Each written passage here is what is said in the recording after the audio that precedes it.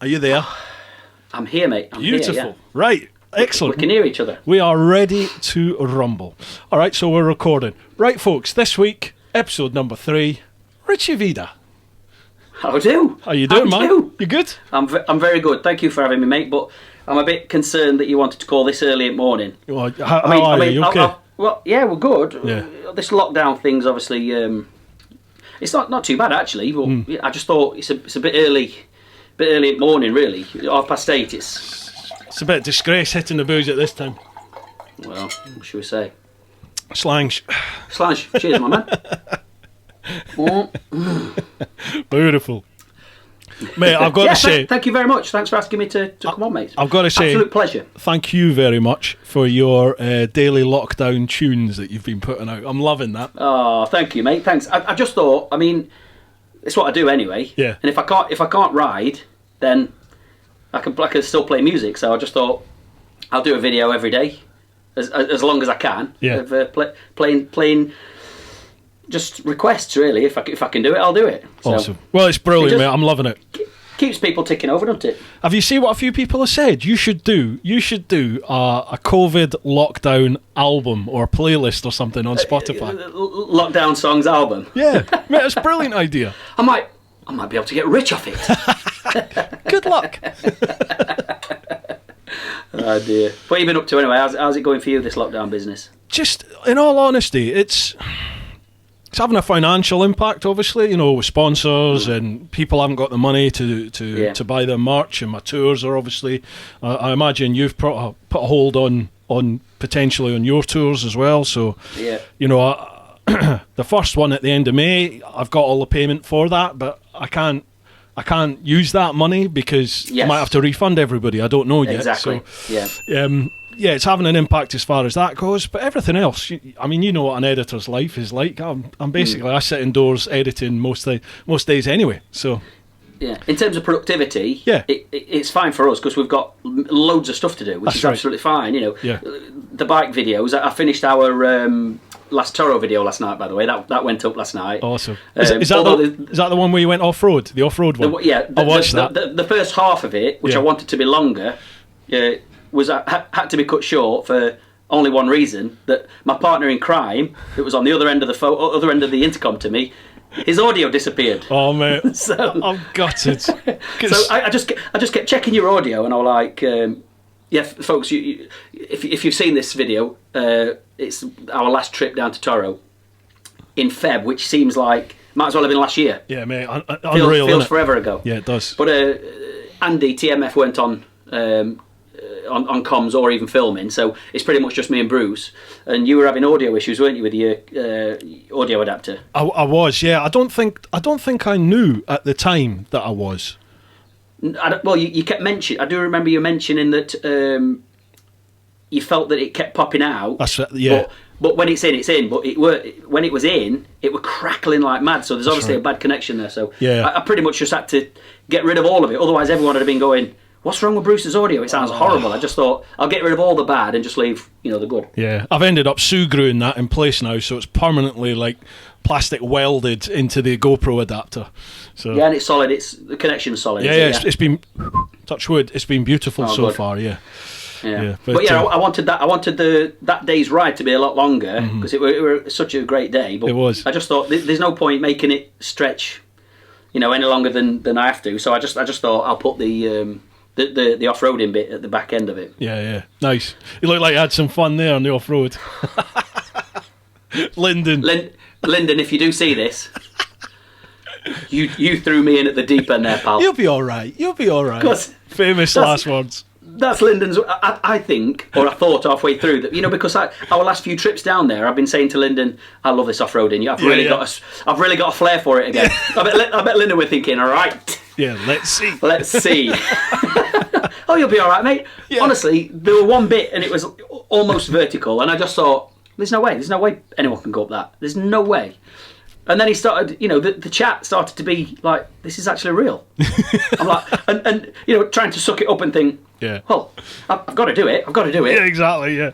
I just thought, oh no, going up it, I'm like,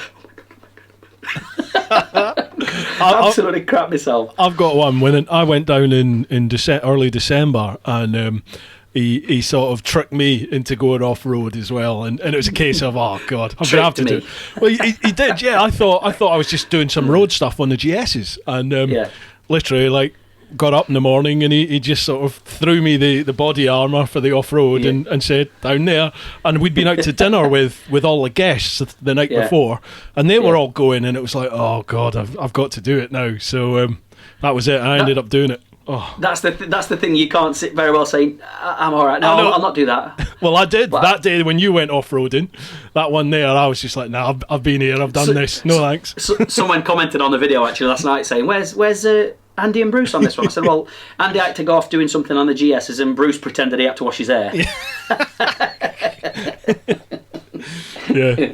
But genuinely, halfway, I mean, don't get me wrong, now looking back at it, it was great fun. But at the time, I just kept thinking, this is too much. Yeah. I've got to be flying home in a minute. I was going to say, I've got a plane to catch. And honestly, genuinely, I felt like I'd been, I don't know, boxing for a week. My body, I was like, oh, every muscle. You know, when you go to the gym for the first time in God knows how long. And go to the well. But if you're used to doing it and then you have some time off it and you go back, you still think you can do what you did. Yeah. But you probably can in strength, but your body's just like, whoa. Yeah. I think I'm going to be like this when we eventually get set free again and we can get back on the road on the bikes. My plan is literally to put a tent on the bike and I'm hitting the road. So I want to try and do a week, 2 weeks, just hit the road all around the UK and meet up with as many people as I possibly can. And I know that I'm going to be in tatters for the first few days. I'll be in tatters because I'm used to doing big miles, but obviously now I'm not. So it's going to be like going back to square one again. Yeah, I'm used to doing big miles. When you had that KTM straight after me, and you said you put a post up saying, I think you only had it for a week or two. I've just done 3,500 miles. That's right. No way has he done that. And I saw your picture of the mileage. I had to put the speedometer thing up, didn't I? The mileometer. Yeah, and I went straight onto my photos. There's no way he's done this. Jesus Christ. Yeah, just done 3,500 mile in a week. Or they're not there to look at, Rich, are they? You got to get on and ride the blooming things. You're right. You're right, mate. Yeah. Mind you end up taking that Africa Twin up to Scotland in the winter for the test ride. That's a good effort. Oh, mate. Even again, that feels like it. I said to Graham, who let me have his place up in Dornoch, the other day, it feels like it didn't happen. Just feels like it didn't even happen. Yeah. And I've just got this weird visual of it, or visual on YouTube of this trip that somehow came from somewhere, but it's just, we're all settling into this lockdown business where, you can't be with people, you can't see your friends and family. We can do what we're doing now, and that's pretty much it. But it just feels weird. Yeah. But I will say though, at the moment, because of it, I've got no inclination to ride the bike at all. Mm-hmm. Don't get me wrong, I can't wait to, but until we've got the go ahead, then I'll not touch it. I understand some people have no other transport or they need it for whatever reason, but I'll just not rather than torment myself, I'll just not touch it. Yeah. Until we've got the I know what you mean. Do so. I know what you mean. I mean, there's a lot of discussion and debate about it, isn't there? And I suppose as long as if nothing happens when you're out on a bike, there is no harm in it. But can you guarantee nothing's going to happen? And that's, to me, it's like, well, I can't guarantee that. No matter how good a rider you think you are and how careful you think you're going to be, things happen.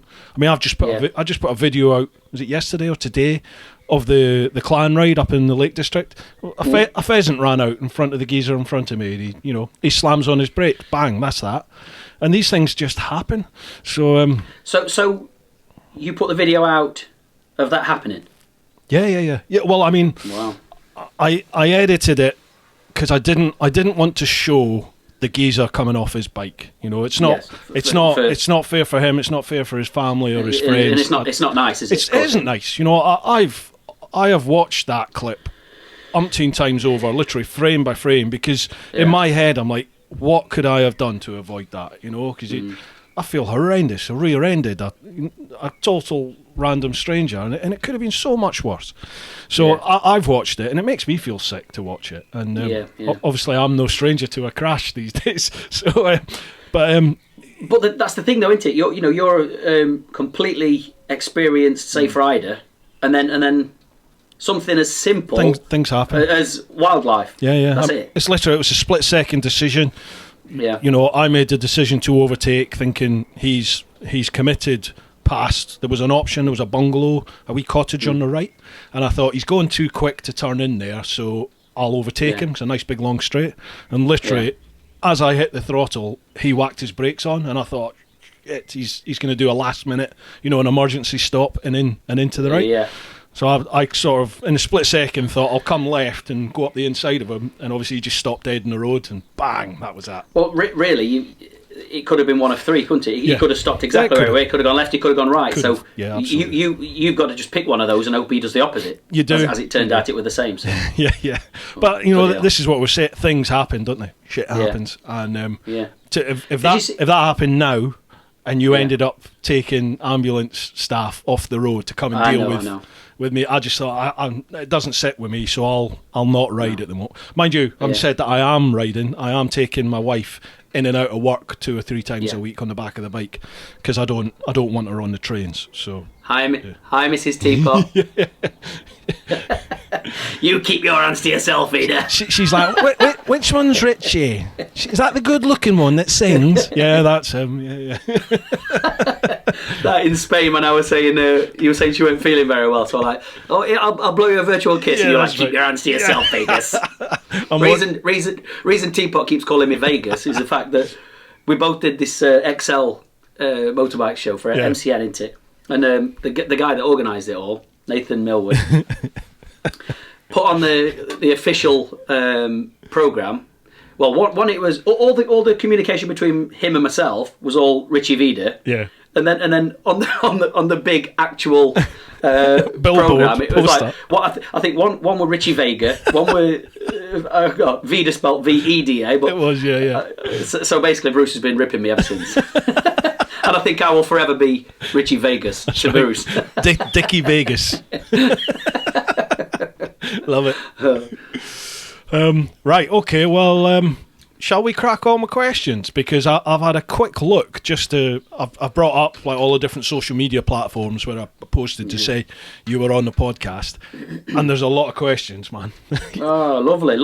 You folks have pulled it out the bag here. There are a lot of questions. So thank you very much. Before we go on to that, can I just say I digressed about what feels like half an hour ago. You asked me if I'd cancelled all my tours.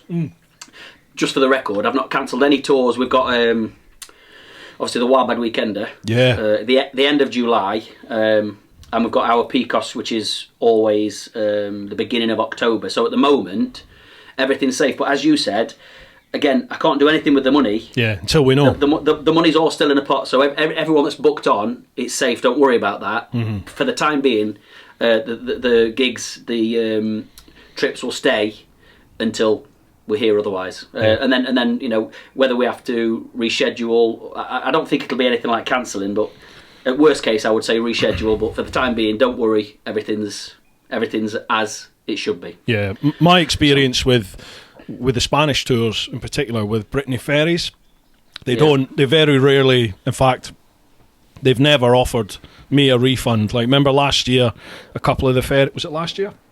Year before, a couple of the ferries basically needed new engines, so they cancelled a lot of the crossings, and they weren't offering refunds. They basically said we will give you a partial refund, and then basically we can't now take you to Bilbao or Santander, but we can take you to like one of the ports in France, down the coast in France. So they took you to the nearest one and then gave you like one night's accommodation in a ferry in a hotel or something. So but even that, talking of Brittany ferries and things, and being in Spain and doing this and doing that, mate, it just feels like we've had this gift of being able to traverse the world at our own will. Yeah. You especially, the whole world. Yeah. And then And we just kind of got a little bit. I kind of got a little bit of blasé with it. Yeah, we do, absolutely. It's just a little trip to Spain. Yeah. And, people that have never done it will be like, "What?" Yeah, you take it for back granted. To Spain. You take it for granted so much, and I think now, because of all this, now it seems so far away. I don't mean in time, but it's out of reach. Well, it is completely out of reach at the moment. But when it eventually does come back and we can do it, I think it'll be euphoric. I guarantee the next first trip that we do abroad will be the best. I can't wait. I just can't wait. I'm hoping my first tour, Spanish tour, is the last week in May, and that's the Picos. And I mean, in my head, I'm thinking that's just not going to happen. But then in your heart, you're thinking, oh God, please go on. It's still 2-3 months away.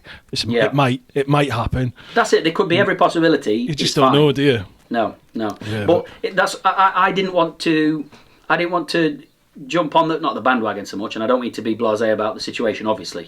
But I didn't want to just jump on it straight away and say, right, it's all cancelled or whatever. Yeah. Because if it does go ahead, everyone is going to be so happy and so appreciative of it. Yeah. Myself and yourself included. Yeah.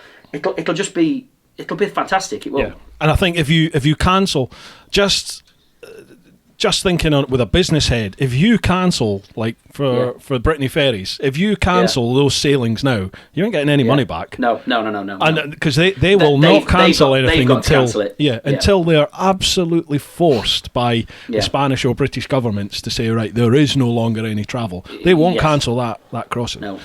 And if you do cancel it, and then all of a sudden we can go, good luck trying to get a sailing, because everyone's going to be that'll be at our expense completely. Yeah. So yeah. So it'll be bye-bye. It'll be bye-bye chicken strips, bye-bye wild bad. Oh mate, don't. So let's hope it doesn't come to that. I literally, my last official day in the old bill was 21st of March. So as of the 22nd of March was my first proper full-on day, self-employed. Off we go. 22nd of March, the country shat itself. The economy nosedive. Half of my sponsors all pulled out, and I was just like, oh my God. My tenants got laid off. I was like, oh, what am I going to do? But no. That's 2.5 weeks ago now, and I'm very positive about it now. I've got to say, I kind of think you have to be. Otherwise, you just go down with it. Absolutely, you've got to be positive, and just remember that we're all in this together, aren't Absolutely. we? So it's not as if your business is struggling. Yeah, everybody's is in the same boat. So globally as well, isn't it? This is just about every single country on the planet. So we'll get through this. We'll figure it out. Anyway, right, question time. Let's go for it. Oh, I'm excited. I'm excited. Right, as usual, we will go. Just let me stop you again. It's going to be like this, is it? If a question comes that I'm not happy with, or I don't want to answer, tough. Do I have? Okay, no problem. Tough. Lie, make it up. Let's go. You've got to answer. You've got to answer absolutely everything. Go on. Right, we're going to my clan first of all. My one and only plug for it. Patreon, clan members. I'll go through your questions first. John Gore, would you consider a wild bod? I've only had one. Hang on a minute. So it's either Vegas, Vega, or wild bod. See the kind of stuff I have to put up with him. It's my party. I'll sing what I want. Touche. Go for it. Right. Would you consider a wild bad teapot TMF weekender in the south of the UK? Oh, blimey. Sheesh. I guess that's open to all of us. What? Just a trip, a weekend trip of just those guys? I think he means, how you do your wild bad weekenders.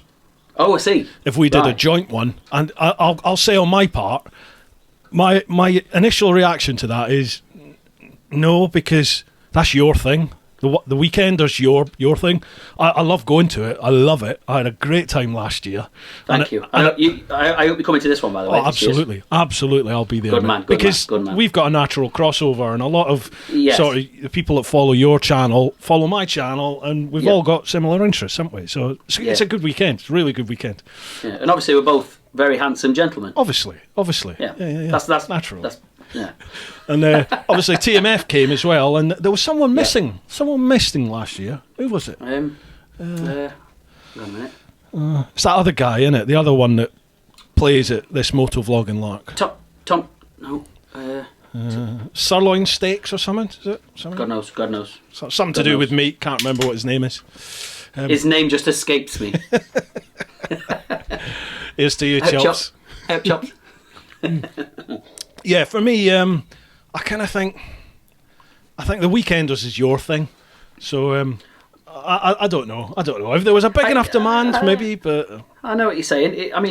It'd be great if we could do something collectively, whether it be not necessarily a weekender, but if let's say we all decided to go on tour together, and made a plan of saying, right, on Friday night we're going to be staying here, or we meet everyone, arrange to meet people for a drink, and then the next day we're going to this part of the country. I think that's a great idea. To do like a moving tour of meeting people. I think that'd be fantastic. Well, I mean that's literally what I will be doing myself when we're set free again. Yeah. So, and using social media to say, right, I'm coming to such and such a place, then that place, then this place and that place.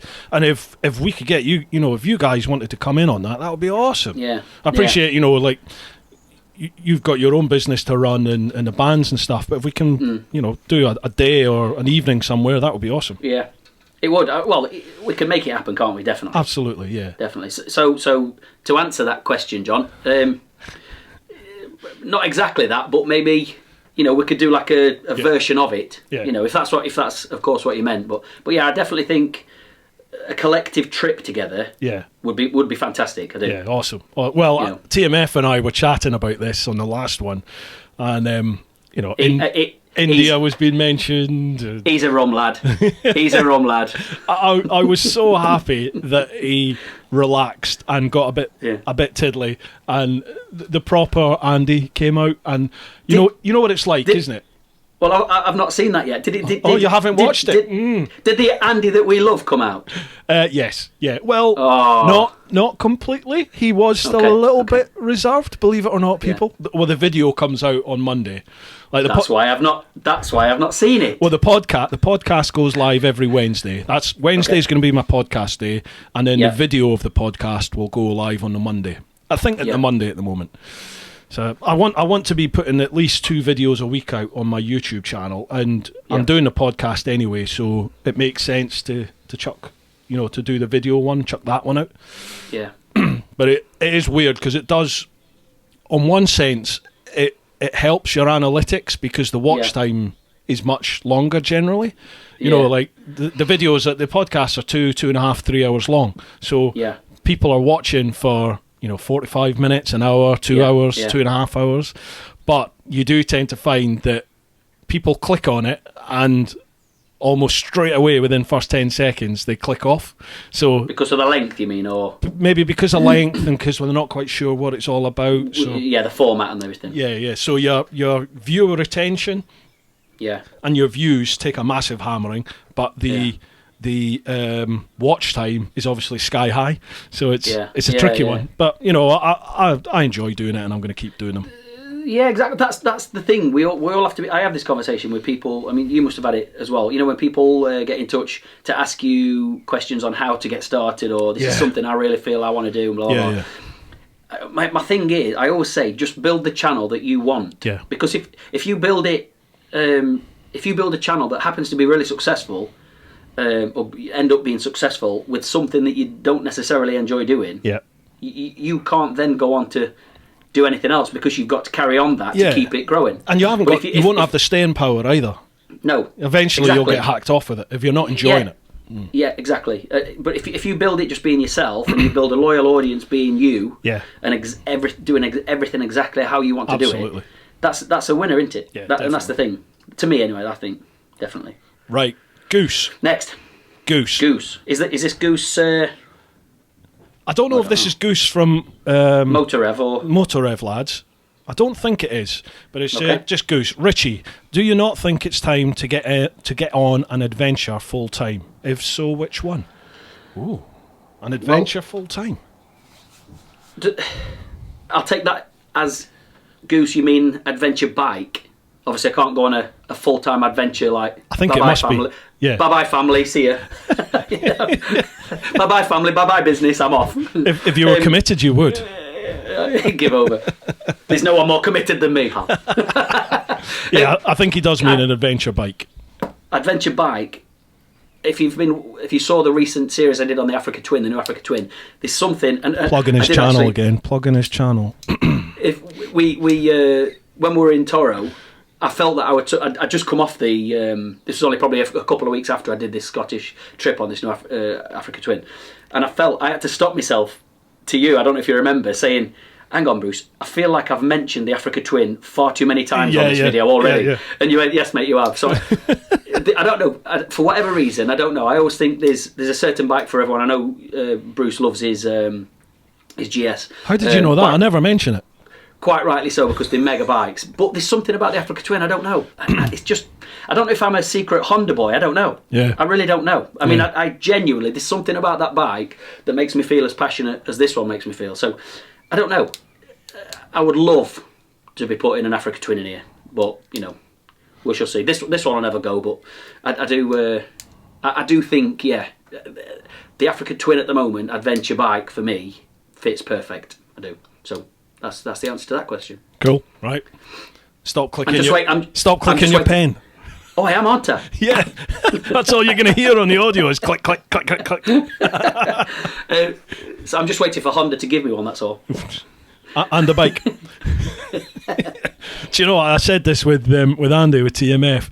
I have never ridden a Honda ever. Well, I have a quick shot of a mate's Fireblade back in 2009, 2010, when we did a manic Blatt to Land's End and back, and literally for the last little stretch, 5 mile to Land's End, he said, have a shot of the blade and I'll jump on your Gixxer. So we swapped then, and that's the only time I've ever ridden a Honda. And I just got in touch with Honda UK before. Well, they contacted me, I think.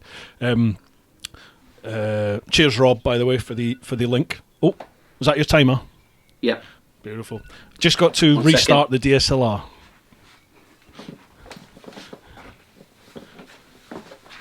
Bear with us, folks. La-di-da-di-da. Yeah, so I just got in touch with Honda UK, or they got in touch with me, and that was all set up. And then, sadly, COVID struck. So, but once we're set free, I will be swinging my leg over some Hondas.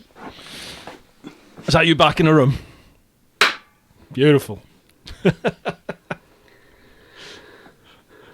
Let me restart my little timer so we don't miss it. Sweet. See, that half an hour has just zipped by. Mate, it's unreal. It's unbelievable, isn't it? I remember, I think it was Andy, TMF, saying, he said, you know, what are we doing, an hour? And I was like, probably more like 2, maybe 3. And he was like, what? What are we going to talk about for that length of time? 2.5 hours, and we literally had to ramp it right up to finish. Yeah. So it's like when we did Nathan asked me to do the thingy at Excel about the American tour. Again, you know, I've been used to playing on stage for 20 years or more, playing to audiences, but playing music. You know, guitar in my hand, no problem. I can play, no problem whatsoever, to as many people. You know, and I just thought, how can I? I don't know how I feel about talking for half an hour about the American trip, and I just thought, I hope I don't have any moments where I'm like. But you're not, though, are you? You end up talking before you know it. It's like, well, that's your half-hour slot done. You're like, I've not even got to the trip yet. Yeah, I've got so much more to tell you. Yeah. I'm like that when I do like my club talks or like the presentations and stuff that I do about the world trip. I went around the world, you know. Did you? Yeah. You must tell me about it one day. I'm very much like that. It's just like, God, you've got 45 minutes, and you're like, I could talk for about 4 hours on this. Yeah, yeah. You could talk for half an hour on about one episode of it, or one section, or one country, or one part of it. That's easily. Yep. Right. Next question, Jack Glassy. What was the best place you have ever eaten at whilst out on the bikes? Oh, interesting. That is a good one. And I am a foodie, definitely. I love it. I love my food. Me and I could take it or leave it. Best place I've eaten at. I'll tell you something. Lyndon knows good places at Toro, don't you? Whenever you go down to Toro, good food. You eat like kings, don't you? Always. Yeah. But I can't. I would I think. can't really think. For me, actually, as soon as you mentioned that, I was trying to run through my head somewhere, and as soon as you mentioned that, I suddenly thought, the Blue Restaurant at Toro, the Santiago's. Yeah, Santiago's. Yeah, where it looks nothing on the outside, and you go inside, and it's amazing. The food there is incredible. I think probably there's probably some of the best steak I think I've ever had. Yeah, I think if a restaurant sticks in your head, there's a good reason, and that's definitely up there, definitely. Santiago's in what's it called again? Alarin El Grande. That's the place to go. Southern Spain, for me anyway. Is that it for you? That's a good one. It is. Yeah, I can't think of anything else. But again, that's. I will say, as a little addition to that question, that's one of the things that I love about going on tour.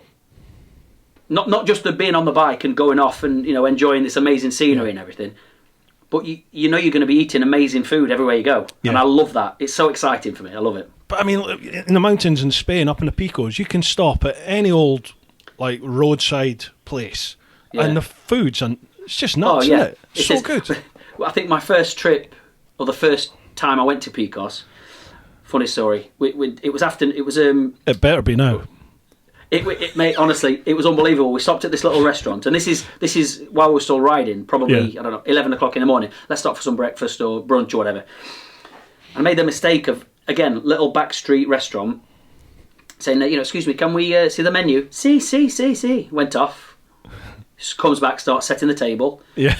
Like, oh, this is how they do it here. Yeah. And then, mate, they proceeded to bring the whole lot. We'd asked for the menu, basically, can we have the menu? The table, don't get me wrong, it was amazing. We couldn't ride afterwards, but they just filled it full of food. There were wine and everything. I'm like, we can't drink wine. It's 11 o'clock in the morning. We're riding. But, oh, mate, it was amazing. So, yeah, don't ask for I'm sure we just asked to see the menu, and it translated as, I want everything on the menu. Brilliant. Right, Paul Simpson. How do you Simo. How do you get away with all these adventures you go on? Doesn't the missus go bonkers? I get this question quite a lot, but you've got to remember, folks, we show you the public life we want to show you. So we're not away, or I'm not away anywhere near as often as it looks. Yeah. You're making these trips, or you're producing these trips. You've been off for a quick trip somewhere for a week or two. You're back, and then you're at home for probably, I don't know, a couple of months. But during that time, you're producing all these videos.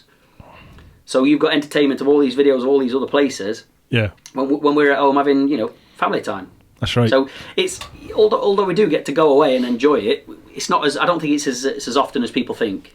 Yeah, and like the things like the Toro one, I mean, that's literally 3 days. So you fly out first thing in the morning, then you get there, and sometimes you're straight out on the bike, sometimes it's beer, and you go out the next day. But I mean, like your one there, you were on the bike and then you flew home that night, and the next day you're back at work. So it's basically like a weekend trip, but it might be during the week that you do it. Yeah.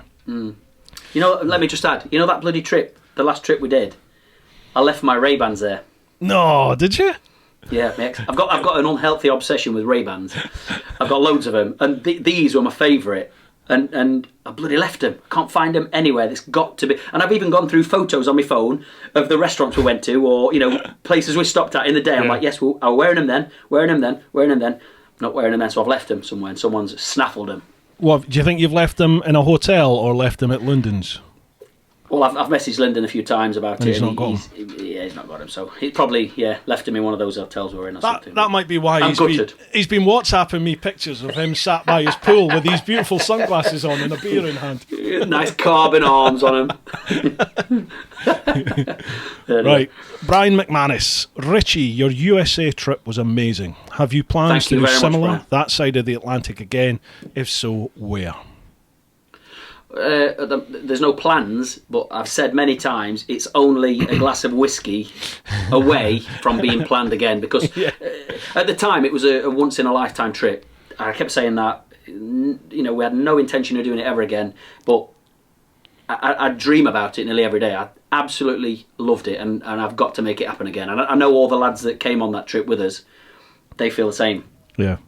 It was funny as well because another funny story. Graham, there's the guy from Scotland. He's I don't think he's one for having like, he don't like loads of mates. He just likes his mates that he's got, and that's it. And towards the end of the trip, you could tell he were a bit like, enjoyed the trip, but wanted to get home and all that business. And at the back end, to his own little circle, his own life. Yeah, and at the end, he's like, "Listen, lads, shook hands. We'll probably never see each other ever again. But it's been a great trip." And since then, I've probably spoke to him. I've seen him loads of times since, and he's definitely one of my best mates. He's such a lovely bloke, and I don't think he realised when you share something that special with someone, you've got this bond, haven't you? Definitely. Oh, absolutely. Yeah. You go on a tour with someone, you're sharing this moment. You're going to be mates forever. So but yeah, Brian, that trip is it'll always be a very special, definitely a special trip, and it's only a glass of whiskey away from planning again. That's what got me into your channel, to be honest. That's because you'd cropped up a lot on like my feed on YouTube, right? But you did big videos, didn't you? You did big sort of 40, 50 odd minutes, sometimes an hour long. Yeah, and 23 episodes on that. Yeah.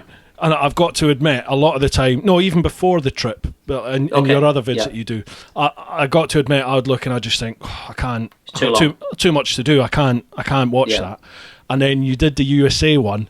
And I remember I watched one, I can't remember which one it was I watched, but I watched one of them and was just hooked. And that was it. I was just watching from start to end, every single vid after that. And then I am very aware of the length and how it can put a lot of people off. But again, going back to what I was saying about build the channel that you want to be. Mm-hmm. Yeah, absolutely. And really, my subscribers now, if I ever turn anything out that's like 10 minutes, they're like, what's happened? I've only just finished my first beer. What? Yeah. So that's how the channel's grown really into that. That's the format, and people like that. So that's how I like it. So that's what it'll be. I guess it's strange doing all these music videos because they're all like 3-4 minutes long. Exactly, yeah. And then the analytics will be looking and going, well, you normally get like 15 minutes of watch time. You're only getting 2.5, 3 minutes. What's going on? And strangely, again, I guess because I've not put that much music on there, they don't go down anywhere near as well as the biking videos in terms of views. Everyone that does watch it, they leave very positive comments and things like that, but they just don't get the views that the biking videos do, which is a shame. But seriously, mate, those music vids that you're doing, those daily music vids, they came at the right time for me because the first week of all this happening, like when was that? Like the 21st, 22nd of March. That week there, my whole world just seemed to collapse on itself, in terms of like just financially, tours looking like they might not go ahead and sponsors pulling. I was just like, oh my, what have I done leaving the old bill? Because my wife still gets paid, and if anything, it's more work for the old bill because there's a lot of associated issues that come with all this. And I was just like, what am I doing? And then I was spending all my time looking at social media. And it was just doom and gloom, wasn't it? And it was this is going to kill everybody. It's going to kill hundreds of thousands of people. I was just like in a little pit by the end of that first week, thinking, I'm screwed. We're all doomed. And then you started doing those songs, and it was just like, all right. It's just okay. That was the point. Just to basically take someone's mind, as music does. Yeah. It can just take you to a different place, just for 3 or 4 minutes. It can take you to a different place. Yeah. And then obviously you come back with a bang into the real world. But for that 3 or 4 minutes, you can be somewhere magical. You can be on a beach somewhere in your mind, or that's the magic of music, I guess. Mate, it did the job. Absolutely did the job. Top man. But now I've got like millions of requests that I absolutely cannot do all of them. But I'm going to try. Yeah. Right, Peter Hayworth. Richie, will you be doing more? Okay, will you be doing more long trips on the VFR? Would be great to see it turn 100k. Because you've got, what have you got, 80 odd thousand on it? 80. She's just on 86. Either 86 and a half or 86. Yeah. Wow. Oh, wee young pup. Well, what's yours done? Yours is like 3 minutes old and probably done more than that. Oh, the GS. The GS has done 44,000, I think. 45,000, yeah. The Gypsar's that's some good going. When did I get that? I got that January, February 2018. I think I got the GS. But that's amazing. The Jigsaw has got 103,000. I think it's 103,000. I think the Jigsaw's got. Yeah. Amazing. Yeah. Amazing. Again, though, we had this conversation in Toro about you getting the, what do you call it, the monster. What do you call the bike? The beast. The beast. Forgive me, yeah. The beast. We're having this conversation like, would you ever get it back out on the road again? Yeah. And you've left that bike as it is when you arrived home, haven't you? Mm-hmm. And that to me is amazing. And, I think I'm as sentimental as you when it comes to these bikes and where they've been. Obviously, as Bruce said, this is a pup compared to what his Jigs has been. Don't be daft. But again, to think that it's been sat on Monument Valley and Grand Canyon right at the side of it, and rode into Nashville and all these. There's no way that I'm retiring it. No way. I love this bike more than anything, and it will most definitely, well, as long as it doesn't, as long as something bad doesn't happen, there'll definitely be a video seeing 100,000. Definitely. Awesome. Good work. Yeah. I love it, and I've got no plans to stop riding it at all. Good man. Right, Gary Taylor. Gary, hi to both. I always knew riding my bike was good medicine after a long day at work, but I never realised how truly helpful it was until I can't do it anymore. You both finding it the same? Are you both finding feeling the same? So, I guess me in the lockdown thing. Yeah, like the therapeutic values of riding a bike. Yeah, I mean, I'll go back to the Africa Twin thing again. I apologise if I do say that word or that name of that brand of that bike. I don't mean to, but I'm just going to go back to a reference point. When I did the Scotland thing about the therapy, this year for some reason I've really struggled through winter. Like I've had real winter blues. Yeah, and I never, I'm like the most optimistic person in the world. For some reason this year, I mean, we moved house last year, and there's a lot to do in this house, and blah blah blah. And I think things aren't getting on top of me, but I just think, you're wrestling with a million things. Yeah. And I've had real winter blues. You can't really get out on the bike so much. You can't do this, you can't do that. Did the Scotland thing. Again, I just thought, I'm going to Scotland. And everyone like, are you crackers? Yeah. In January? It's going to be stupid. But I just thought, I've got to do it. And for my own mind, I had to do it no matter what. And I came back feeling so much lighter. Awesome. That the therapy of being out on the road, I think is if you've never done it, you must absolutely try it, because it does you the world of good. And honestly, it did me absolutely the world of good. Being on my own as well. No, that doesn't mean anything. No disrespect to the boys or anything at all. I just felt like I needed to go off on my own. Yeah. And just go where I wanted, when I wanted, how I wanted, by myself, and I did, and it was fantastic. I get that as well, and I'll just take it in my head to go somewhere, and it's good. I love meeting people. I love meeting up with people I know and new people. I love all that, but I need and I like my own time and space as well. Yeah, just like at the end of the day, just having your own time to chill. I like that. Yeah, definitely. So, Gary, yes, we are missing it, and cannot wait to be set free, to be honest. Yeah, definitely. Right, next one. Christopher Charles Murphy. Question for us both. What do you think of the chap planning to ride to the North Pole, and would you consider doing something that extreme? I think that's Jacques Lucassen. Is that the guy I sent? Is that the guy I sent you the article to, saying... was he on an R1 with massive tyres on it? Yeah, that's Jacques. Yeah. And I sent you a link. I sent Bruce a link saying... I said, just remind me again, Bruce, what did you do? You went around the world. Oh, that's cute. And this fella's like towing a trailer and stuff on a... Jacques the first one. Like him and Nick Sanders, they've done it on... Well, Jacques done it on the R1, but he spent about 5 years going, 5 years going all around the world. I mean, literally everywhere. He went right round Africa. He went through the centre of Africa as well. He's done all sorts on an R1 in one-piece leathers. Bloody hell. And now he's already had one attempt at riding to the North Pole, but his fuel froze. He didn't account for how much fuel he'd need and how much food and resources he'd need, because he was towing a sledge behind him. And I think when the first time he went, like the fuel froze. I think even the air in his tires, he had issues with that, and it was just physically too much weight for him to tow on the R1. Yeah. So he's now pretty much going right back to the drawing board and custom designed and built this new R1 and sledge to carry everything with him. It's got a heating system for the components and fuel, and so he'll do it. He will do it. That's amazing. Though. If to have that amount of drive. Oh man, yeah. Any obstacles. Most people will just say, "Oh, I can't," because it makes you fuel freeze. Like, right, I need to figure a way of not letting that happen. I'm going to do it, and that's it. I think it's amazing. I do. Amazing. I think that is the difference between people that will do things like that and those that won't. Is the mentality, the drive, that commitment. I'm going to do it, and it comes down to even things like going around the world, doing a round the world trip, or overlanding. The amount of people that go, "Oh, I'd love to do that," and you say, "Well, just do it. Do it, yeah." And people come up with all these reasons they can't do it, can't afford it.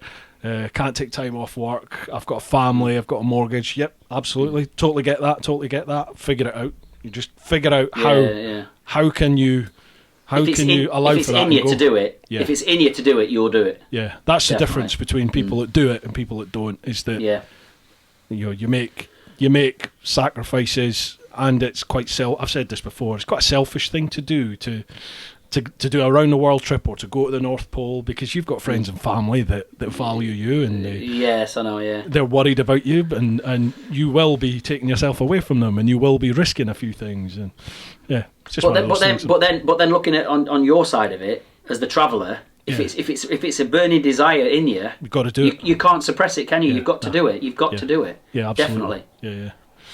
Yeah. So he will do it. Loving these questions. Yeah, some cracking ones, isn't there? Pete English again. If you were given a 1 minute slot in the middle of the MotoGP, what video of yours would you choose to promote? That's a good one. That is a great question. It is, isn't it? Wow. It'd be... is this to both of us or to me? It is, yeah. I would... mine would be the first episode of the USA Tour, definitely. Oh, because nice.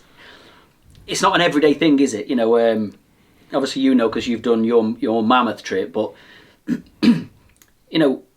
that's why I didn't want to do it on a rented Harley. I didn't want to hire a bike over there. I wanted to do it on my bike because I love this bike, and I just thought when I first thought about it, I just thought, I think we're at the top of Norway. Actually, we're at the top of Norway, Lofoten Islands, in the midnight sun. That was it. I was having a sentimental moment with myself and the bike. All the lads were asleep. Yeah. During the midnight sun, like, you've come all the way to the top of Norway to see the midnight sun, and you're asleep in your tent. I'm going for a ride anyway. So went for this ride. I'm stood there watching the sun, and I just thought, how can I ever beat this? How can I ever beat this? This is just the best it could ever be. Then I just thought, yeah, but how cool would it be to be able to say you've been across America? That's brilliant. But a pipe dream. Mm-hmm. But how cool would it be to be able to say you've done it on your own bike? This is way before I knew you yourself, obviously, and what you've done. But I just thought this has got to happen. Then the more I looked into it, I just thought I think this will happen. Mm-hmm. I think I can do it. Yeah. And I just thought, how amazing to be able to have it sat behind me like it is now in the garage, knowing that it's had the red desert dust of Arizona on its tyres, Yeah. And in fact, you can see it. You might be able to see it. You won't be able to see it in focus because we've got a short aperture. But there's a tyre there. That's the rear tyre.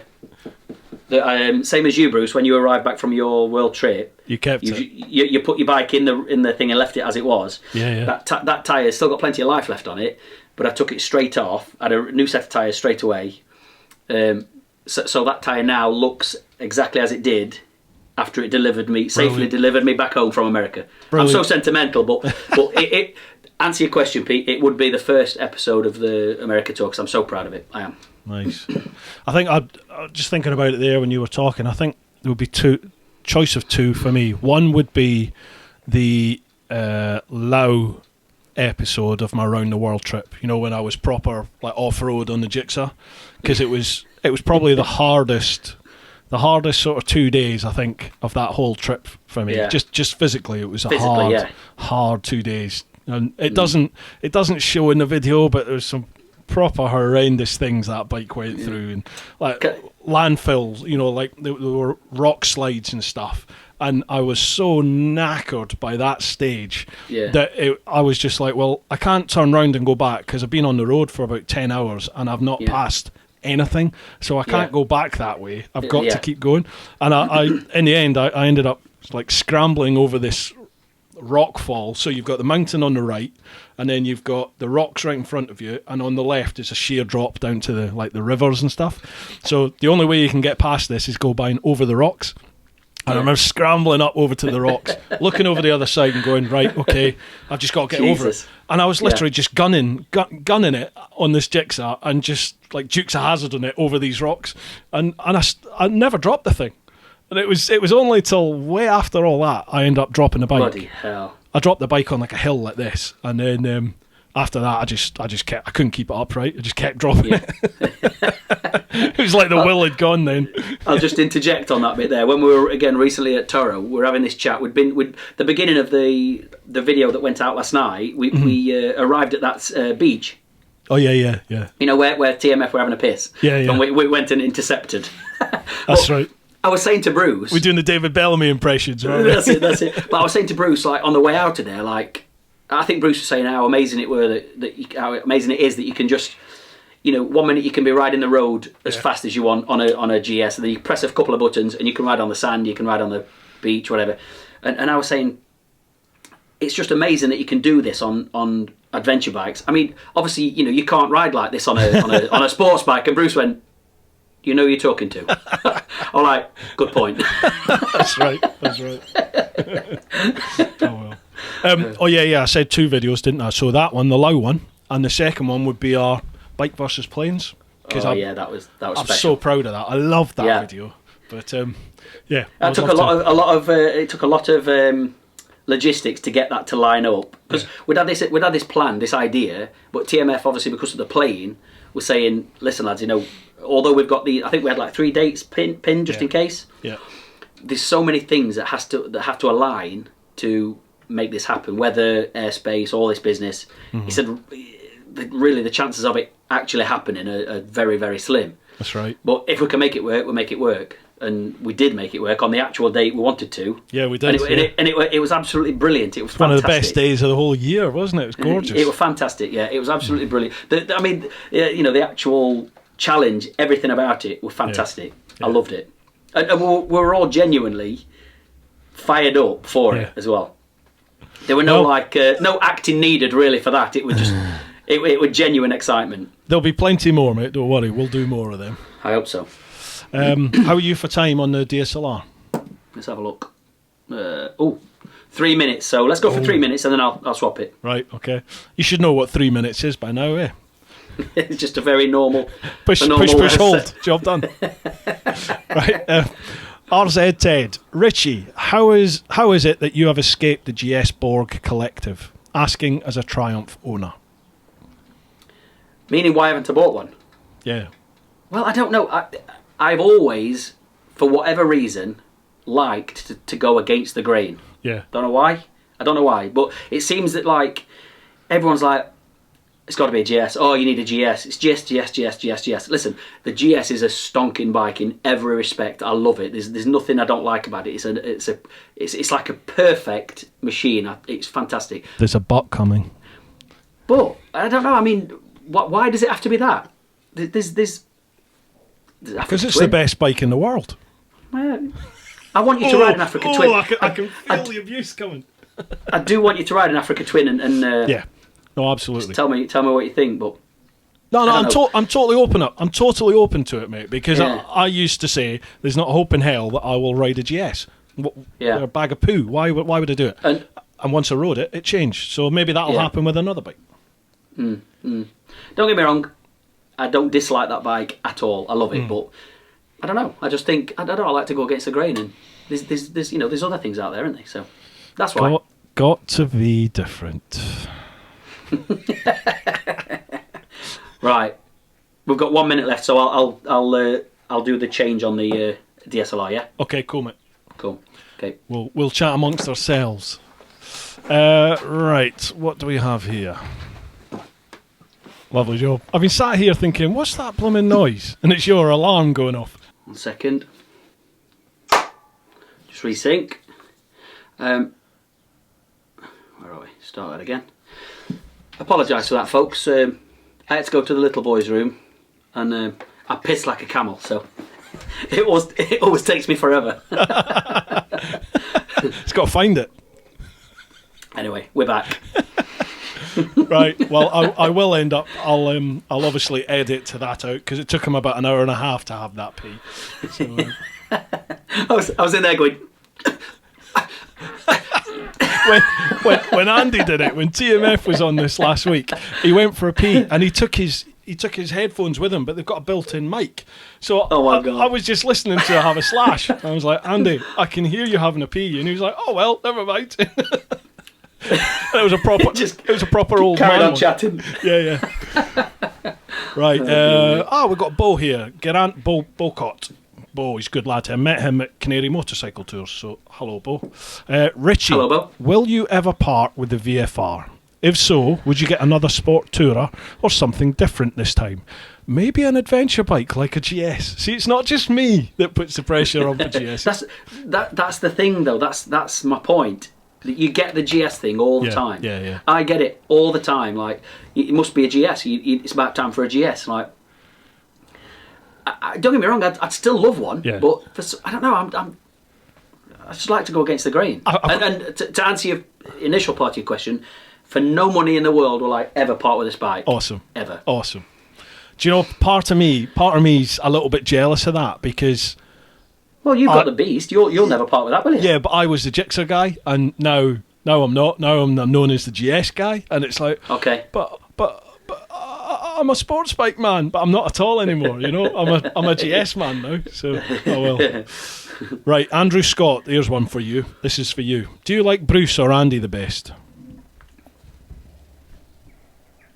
What's his name? Andrew. Andy. Yeah, Andrew Scott. Andy, that was a rotten question to ask. Yeah, but what's the answer? Richard. They're both very, very, very nice boys, and I'm very honoured to be able to call them mates. That's a good answer, isn't it? I hate you. I never had you down as a politician.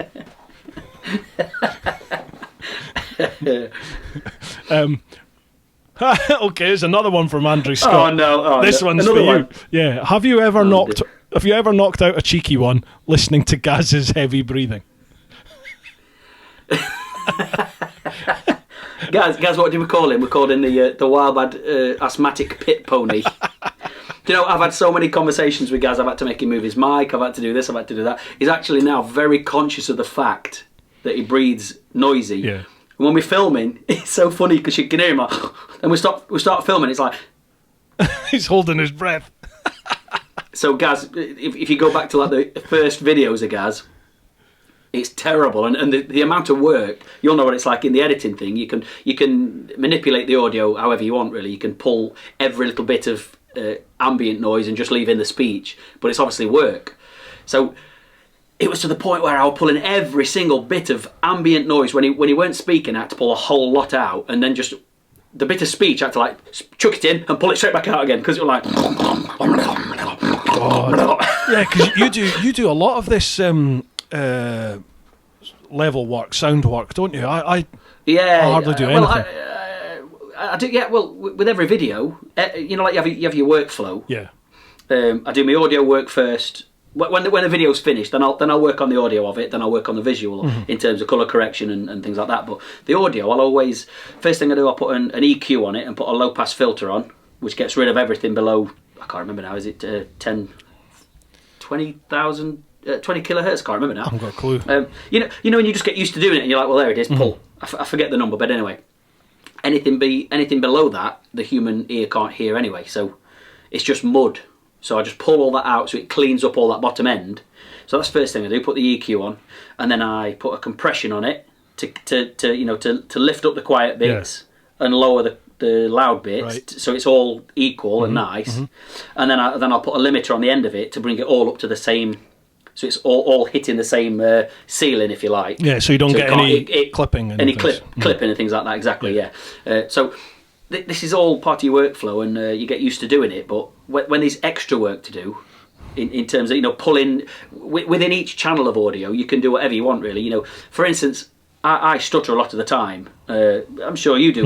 When you're chatting away, you'll fumble your words and you'll think, "Yep, I'll start that again. I'll say that again. I'll say that again." So sometimes I've got to the point now where you can stretch the audio, so you can almost see the words in an audio file. Not really see the words, but you can see the spikes in an audio file, and I can pull out anything and seamlessly join it back together with the video, and you'll not really hear that there's anything missing or that there's a cut. Yeah. But it's good that we can do that kind of thing, that level of editing in today's technological world. So I think it's fantastic that we can do that. Yeah. It is a lot of work when you have someone that's like a pit pony. Yeah. And answer to your question, no, I've never knocked one out to Gaz's breathing. That's a yes. Love you, Gaz. Love you, Gaz. Christopher Charles.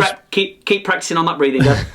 Christopher Charles Murphy. I'm a new rider. Passed my test in February. Good lad. Pick up a 2014 Honda NC750X 10 days before lockdown.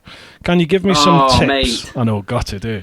Can you give me some tips on keeping it ready for use when lockdown is lifted? And Richie, what cleaning products do you recommend?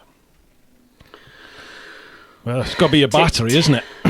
Your battery, yeah. Just again, I don't know if you, Christopher, if you saw this video of mine way back when my VFR had gone in to have some work done.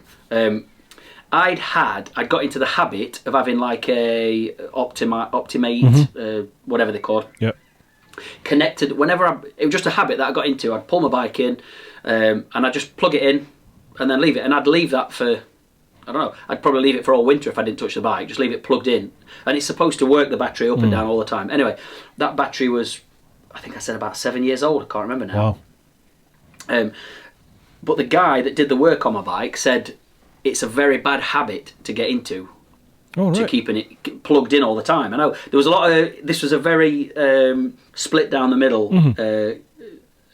comment from Steve, the guy who did the work. Because people were saying, well, hang on a minute, you've just had a battery that's lasted 7 years. Yeah, exactly. I think it was 7 years, but whatever. When normally batteries will last 2 or 3 years. So it's obviously done something good, and it's been conditioning it all that time. But then Steve was saying, because I've had it plugged in for such a long time, and it's got used to being, it's got this lifeline, if you like, all the time, that it's become weak, and that's ended up, it distorted and everything. When I broke down in Biarritz on a wildbad trip, and it was in a real bad way actually. And he said that was what caused or helped cause that. Oh wow! But then the comments flooded in, people saying, "Shit, I've just been out to my garage and turned it off." Yeah. But then other people saying, "Actually, no, these chargers are made to do that. Yeah. They're made to condition your battery up and down all the time." So I don't know. I took Steve's advice, and I only now switch it on for probably, 3 or 4 hours, and then turn it off again. Oh dear. This is not a day, this is once a week. Once, even if the bike's not being used, like now for instance, I'll just plug it in for 3 or 4 hours and then turn it off, and I won't do it again for another week. So I don't know, I think it's a strange one, because I always kept it plugged in fully, and Steve definitely said do not do that. Right. So, but I suppose again, I'm sure this will bring a lot of comments on that. Yeah, no doubt. Yeah, because people will take their own view of that, But it's working for me so far, so that's what I'm going to do. Yeah, I mean, before I heard your story, my advice would have been get yourself something like an Optimate, and just keep if you're going to be leaving it for sort of more than say a couple of weeks without riding, then I would chuck it on the Optimate just so it's trickle charging and keeping the battery healthy. Try and get it off the ground if you can. If you can get... always on the centre stand, definitely, at least. If you've got a centre stand, get the bike on the centre stand. If not, if you've got paddock stands, get it on the paddock front and back, and lift the tyres up off the ground. Because if your tyres sit for, but we are talking for prolonged, like more than a month sort of thing. But tyres will develop a flat spot if they're sat on concrete for any length of time. So I would, I'd get it off the ground. and not to mention weight on your shocks. Yeah, when it there's doesn't that need as to well. be there. Yeah. Yeah. What else is there? I mean, people Cleaning products. I don't really. There's the muck off stuff I use, but really, I don't have anything. I don't have a go-to product. Maybe you can share some light on what you use. Me? Yeah, you. I'm a big S-Stock fan. I think out of everything I've tried so far, S-Stock does the best job with the least amount of work. Definitely. Yeah. I've not used the muck off stuff. I haven't used the WD-40 stuff yet. I've used this stuff called Clean My Ride, and it does do a good job, but it needs more elbow grease than S-Stock does. Right. And you probably need a couple of applications of it to get the same job that you get with one application of S-Stock. But it's not bad stuff. That's about it, really. I find the WD-40 stuff really good. Have you? I've not used that. Yeah, it's really good. Yeah, I've used the chain stuff when I used to, when you used to have the chain bike. Before I saw the light and bought a BMW R1200 GS. Here we go. Best bike Here we go. It's like that. I do get this a lot. People like, well, yeah, it's on the Africa Twin videos. Yeah. Oh, it's a great bike, but it's a chain. Yeah, no, I know. Yeah, no. I know. It's like, come on, don't be snobby about a bloody chain or a shaft. Honestly, I mean, how difficult it is to lube a chain and tighten a chain. It's not, is it? But even I'm like that. I'm like, just. The GS. It's far too much work. GS is a drive shaft. It's just easy. I don't need to do anything. I took the Multistrada and the KTMs out, and it's like, these are amazing bikes. Awesome fun. I was like, it's a shame. Talking of KTM, I was thinking I had this lockdown bloody business. Going back to your situation, Christopher, having this new bike and not being able to go on it. I got from KTM the brand new Super Duke GT lined up for a couple of weeks to do a trip on. Yeah. And it were going to be delivered here and full of beauty and everything, and obviously that's all been poo-pooed because of this lockdown situation. So I am genuinely gutted about that, because I was looking forward to. I remember speaking to you about it when we did the bike versus plane. Yeah.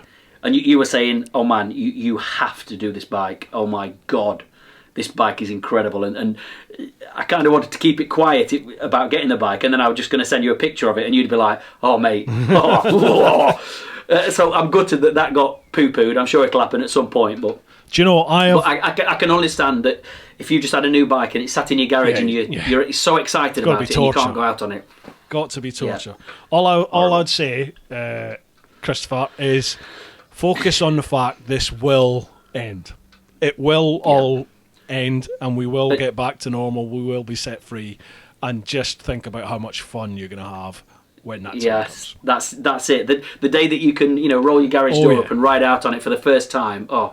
That is going to be the best feeling. And if you can film it, because you'll be so excited. I can't wait. Fantastic. I can't wait to hit the road again. I know. Awesome. Hit the road again. Yeah. Well, you were. Did you see a little video, by the way? No. When? Well, yeah. I've bloody done that video for you. When? On these lockdown songs. I even tagged you on it. I've been watching them every day. Look at Mr. Bloody YouTube here. So when did you do that? It would have been about 4 days ago. Seriously, mate, I've not seen that one. What did you do on the road again? Disappointed in you, Bruce. It was the Country Roads video. Yeah. Nestled inside the Country Roads video. Just for you, but no, you didn't even listen to it. Right, I'll go back and have a look. My efforts have gone. I'm so sorry. I've been watching them every day. Changing the subject slightly, because that's a bit embarrassing. The Super Duke GT. Do you know I've changed my mind slightly? Right. Okay. I think between the Super Adventure and the GT. So between the 1290 Super Duke SA and the 1290 Super Duke GT, I actually think the SA is the better bike. Really? Okay, that's interesting. Yeah, it's maybe not the better bike. And this is just you've made your mind up after the fact. Yeah, after it. Okay. Because the whole time people were telling me, you'll love the Super Adventure, but the GT, you are going to be blown away. And even KTM were saying that to me. They say, wait till you try the GT. And which at the time you said to me as well. Yeah. And because I just had the Super Adventure, and you said again, wait till you test that one. What I didn't like about the Super Adventure was that it at quite spirited speed, you started to get a wiggle on the front, and it nearly killed me. Bruce, we had this conversation. I didn't have that at all. Yeah. Were you? I didn't have that at all. I don't know. You had to be fairly spirited and aggressive with the let's move on. You see what this done to you before? I know. Yeah. Move on. Yeah. You had to be moving a bit, and answer to your question there, yes, I did. All right, good man. But apparently, what it is it's the tyres on my mate's 190 acre private road. Yeah, track. Yeah, me too. That's obviously where I did it too. But apparently, it's the tyres because my mate Matt Ward. He's been in quite a few of the vids and stuff. He's now bought one. He bought a Super Adventure, and he had the wobble on the front. Right. Okay. He took it back, and the technician or his local mechanic guy said, "Change the tyres. It's the tyres." So he changed the tyres from the sort of semi off-road type tyres that you get with that bike to pure road tyres. I think he put the PR5s on or the Road 5s on, and he said it's totally gone. And it handles. There you go. I mean, he was on the Pyrenees trip with me, which I'm editing at the moment, and I couldn't keep hold of him. I was on the Triumph 1200. Couldn't keep hold of him. That bike. It's funny that you say that because when riding it, it feels very fast, obviously, and just an absolute monster. Yeah. But you're in full control of it, and it just feels great. Yeah. But that's it. The lads said to me afterwards, we did like a wildbad, every now and then we do like a wildbad chippy run. We'll have a good ride out through the Peak District and then end up at a chippy in Matlock Bath and then say our farewells kind of thing. And everyone was saying on that, and especially the lads, Egon and Gaz, saying, I've never known you ride so quick. Wow. And I'm like, really? it didn't feel like that, honestly. Yeah. It just felt thingy, but that shows you what a ferocious animal it is. Yeah. Well, Matt always had a Fireblade, and I've ridden with Matt loads. He did the 1,000 miles in 24 hours ride with me. He did that on a Fireblade, and I was on the GS, I think. And same. Matt's a good rider, but he was always sort of following, and then all of a sudden he gets the Super Adventure, KTM Super Adventure, and I could see he was just welded to my arse, and I was like, get by, go by, just enjoy yourself. Such an easy bike to ride. Oh mate, to ride he just destroyed the mountains. He was off. Yeah. So what are you basing your decision on there then? That you prefer that over that? The GT to me seems like the more well-behaved one out the two of them. Really? Yeah, the GT to me seemed. I thought it would be the other way around. That's what I thought, but looking back on it, the Super Adventure was the animal. The Super Adventure was the brutal engine, and the GT felt more disciplined, like it had a few more manners. And I actually had more fun riding the Super Adventure than I did the GT. I mean, the GT's great, but I had more fun. I was grinning like an idiot most of the time when it wasn't when it wasn't trying to kill me. I was grinning like an idiot on the Super Adventure, and it's like, that's what I like. That's what I enjoy. Yeah. That's the whole point of it, isn't it? Yeah. It's the whole point of riding is you get that factor of this is the best thing ever. Definitely. But I'm surprised at that, and I genuinely, honestly thought it would have been the other way around. Yeah, that's what I had thought. But looking back, and I think even in my videos I said the GT was a better one. But looking back, I think the Super. You've changed your mind. Yeah. And going back to your comment on the wobble, the tyres, I think that's a very valid comment actually. Yeah, definitely, because. When I first had the VFR, I remember putting a post on the. When you're getting to know a machine and you don't really know anything about it, and you've not had time to get to know these things yourself.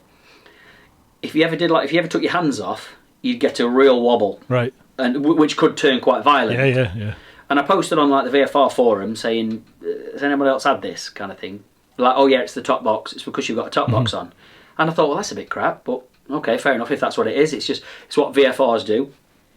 It isn't what they do at all. It's down to the tyres. Yeah. It's down to the tyres. Yeah. So I moved off the tyres I had at the time to PR3s, Michelin PR3s. And if the tyre pressures are correct, straight as a die, you can, it's so planted. Yeah.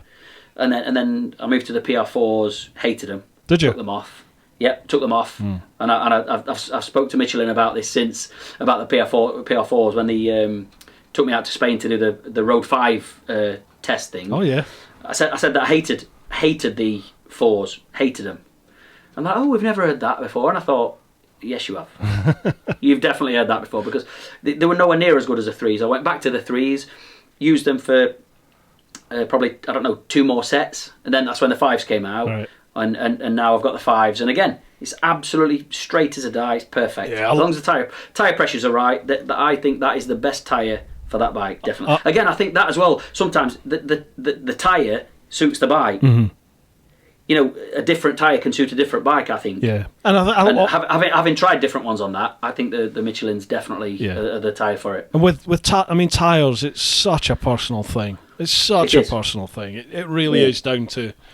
You've got the Road 5s on it, yeah? I do, mate. I love them. Yeah. Those and the Dunlop Road Smart 3s, I used to think were the best tyres I'd ever ridden on for the road. Yeah. And then I tried the Michelin Road 5s, and I think they're every bit as good, but I just get a little bit more mileage out of them.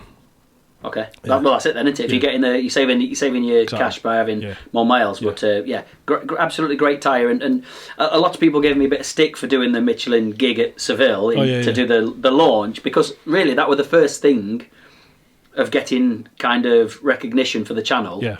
From Michelin to go and do that, and then people were starting to moan a bit that I'm only saying that they're good tyres because of that. I'm like, listen, anything that us moto vloggers get, if we happen to get a bloody, I don't know, set of gloves or helmet or even, I don't know, some socks, if they're shit, we'll say they're shit. Yeah. We're under no contract to say, so please don't think that if I'm sat here saying, oh, Road 5s, I'm saying it because they're bloody brilliant. Yeah.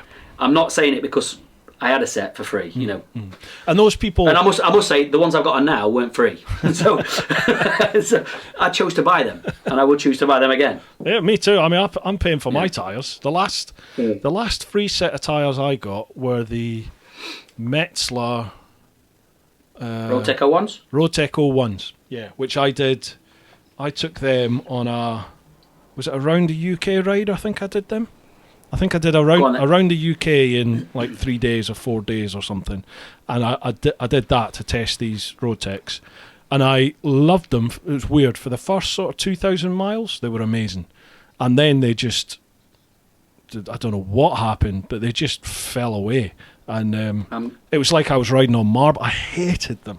First 2,000, awesome. I'm glad you've said that, and I'm glad I've stayed quiet in terms of influence, in terms of how I feel about it. I had the same tyres on mine before the Road 5. I think I went, loads of PR3s, then the PR4s, back to PR3s, and then I tried the Metzeler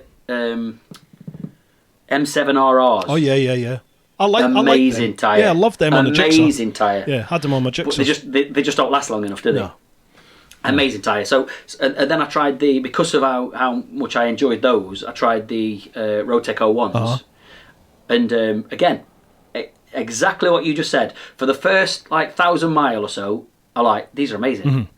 And then, in fact, we were in the Picos, and Jimbo, that comes on all our tours, I'd been telling Jimbo, oh, I'm trying these new tyres, they're amazing. And he's looking at them at a petrol station. Bearing in mind, these are brand new tyres, 1,000 mile in probably. He's like, you've got a real square spot on the back there. Yep. Have I? I thought. Anyway, obviously being in the Picos, as you know, you can soon shape your tyres again in no time. But I just thought, I don't like that. And then, again, after 2,000 miles or so, they just felt crap. Yep.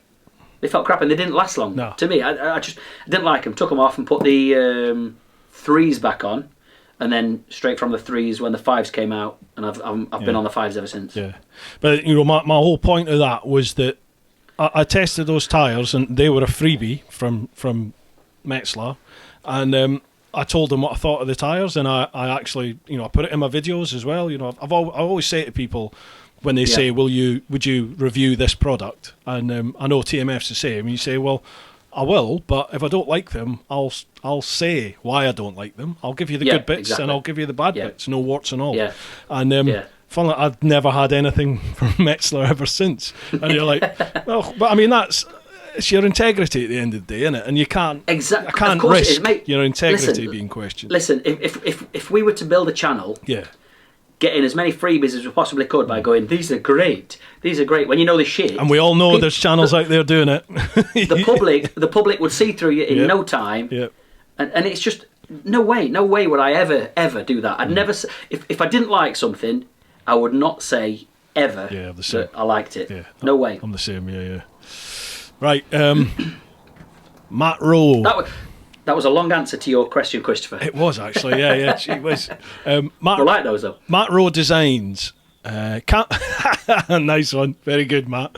Can we have a Jeff Cohen tribute song, please? Man, that was genius. That was genius. Oh, come on, you've got to tell people. Well, let me just say, I've got 2 minutes left on this timer on my DSLR. But Matt, oh my God. I sat here in the garage recording, and obviously it's Leonard Cohen and then Jeff Buckley did his version, amazing version. Yeah. And I just written the lyrics out and I must have had both in my head, written Jeff Cohen. Anyway, so, delivered the song and just about to start playing. You give this big emotional intro to it, to Hallelujah. These are the lockdown songs, put about to start playing Hallelujah. This is Jeff Cohen's classic. And you started playing it, and I'm like, hang on a minute. I was going, it's not Jeff Cohen. Is it Jeff Cohen? Is it? It's like, this is not right. Obviously, it's Leonard Cohen, and Jeff Cohen is bloody Chunk from Goonies. That's right. First, you got to do the truffle shuffle. Brilliant. Well, Matt, that's. Thank you so much for that. That's brilliant. Thank you very much for watching. Nice one. Can you? Genius. Oh dear me. He's actually put a sensible one on here as well from Matt. Can we just hold Matt's second one while I change files? Oh God, yeah, no problem, mate. Go on. Thank you. Okay. We'll entertain ourselves, folks. I tell you what, I'm running low on beer. The past couple of podcasts, if you've not been watching them, Mrs. Teapot has been incredibly supportive, and she's been bringing beer, but it's not happening today. I might have upset her earlier. Right, where is he? You're back. What's that? Is that a baby alarm? So, just change files. Cool. Anybody know what this is? It's a baby alarm, isn't it? Baby monitor? Yes, it is. Her indoors has just gone to do some shopping, essential shopping. Okay. And our beautiful daughter is in bed. Okay. So Okay. if I have to shoot off, which I shouldn't, it's because of this. Your alarm. Right, let me start this again. Your timer's going. Right, here's your next one from Matt Rowe again, Matt Rowe Designs. Have you and Andy Mancam discussed or had a drunken duet together? Do you have any music on Spotify? The second part of that, I've got I did an album of original music. It's called It's All Fun and Games Till. If you search for that on Spotify by Vida, you'll find it. The first part of that, I've spoke to Andy Mancam. I would love to do something. Yeah? I would love to do something with him, and if we can pull it together, then it'd be brilliant. And again, if we ever do a trip together, all of us, you should do the soundtrack. We will definitely do that. Oh, mega. Mate, that would be mint. Excuse me, just 1 second. We've got poor connections. Oh, are you with me? The video will resume automatically when connection improves. Can you hear me, though? So, until that happens... Oh, there he is. Were you going to do a little musical interlude? I lost you then for a second, mate. Yeah, it said poor connection. If we ever do a trip together, the plane versus bike guys. That'll be brilliant. Again, me, Bruce, TMF, Andy Mancam, and that other one. What's that other one called? Oh God, his name just escapes me. Minty? No. No. Something to do with mint. No, it's gone anyway. But anyway, if we ever do one together, I would hope that me and Andy could sort something out. That'd be awesome. Yeah. That would be awesome. Yeah. Right, John Broadhurst. But a bit before we move on, Matt, thank you for that first part. The first question, that was fantastic. Jeff Cohen. John Broadhurst, Oh, what inspired you to become a musician, and do you secretly get turned on when watching your own vids? Well, as everybody says, the first time you start hearing your own voice on video or camera or whatever, you hate it. 'Cause it's like, I don't sound like that. Your talking voice. Obviously, we do this for a living almost, so we have to listen to it all the time. No, I do not get turned on by it, but it's just part of delivering something that is as close to perfect as you can. So you're delivering something that's spot on for people. What was the first part of that question again? What inspired you to become a musician? Well, again, family. Growing up, my mum was a massive Beatles fan, and my dad has always been a country Elvis fan.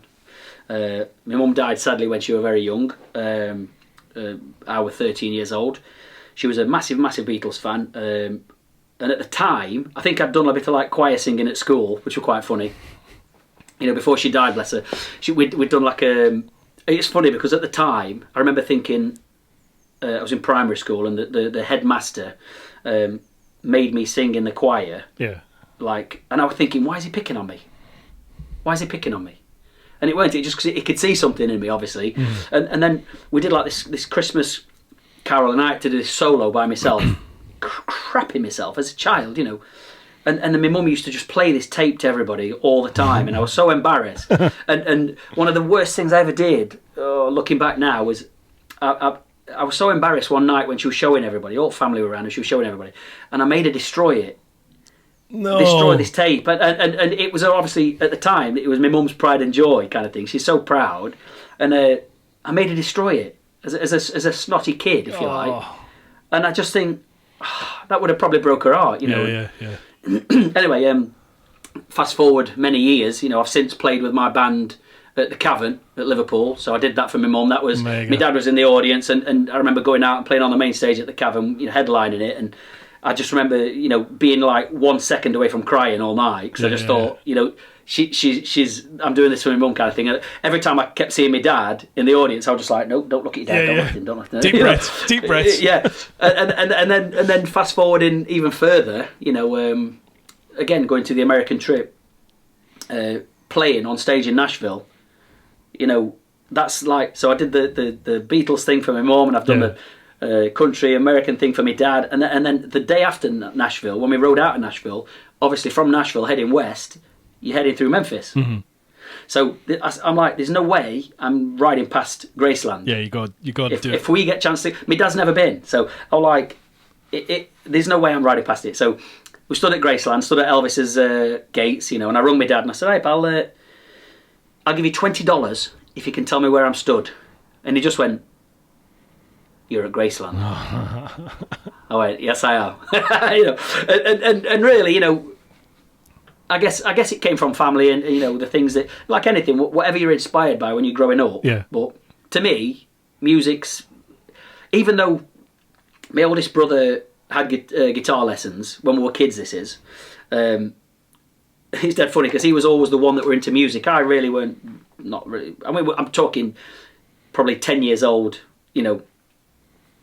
He was having all these guitar lessons, and it didn't really take to it. Even though he was the one that loved all this music. Yeah. And it was when he went, he'd go off to play with his mates, and I'd watch him go off, and then I'd get his guitar out, and I'd sit there and teach myself how to do it. I didn't have a clue what I was doing, but I thought, if he catches me doing this, he's going to kill me. So that was it really. I just grew up with it, and that's just what I've done since being a kid, really. Awesome. And the same headmaster that I thought were picking on me was the same headmaster that let me play the school piano until the lollipop lady out the window was ready to go home at night, and again didn't have a clue what I was doing, so I used to just sit there. I knew I wanted to do it, or feel like I wanted to do it. Wow! I used to just sit there playing the piano. Nobody else at school. Everyone else has gone home, and he'd say to me, "Right, you can sit there until the lollipop lady is ready to go home. When she's ready to go home, you have to leave because you've got to cross the road." So I'd be playing this piano by myself, sat in this big school hall as a bloody 10-year-old kid. And just looking out the window to the lollipop lady, and she knew the situation kind of thing, so she'd probably give me 10, 15, 20 minutes, and then she'd wave to let me know she's ready to go home. Yeah. So then I'd go. So I taught myself to play the piano in that kind of situation. That's it. You taught yourself how to play? Yeah. Oh, I've mate, never had a music lesson. It's all come from again. If it's in you, it's in you. Yeah. And you got deep roots like that with your family. I think it's in you. Jeez. Anyway, my brother now doesn't play, and I'm the one that plays. And you're the one, yeah.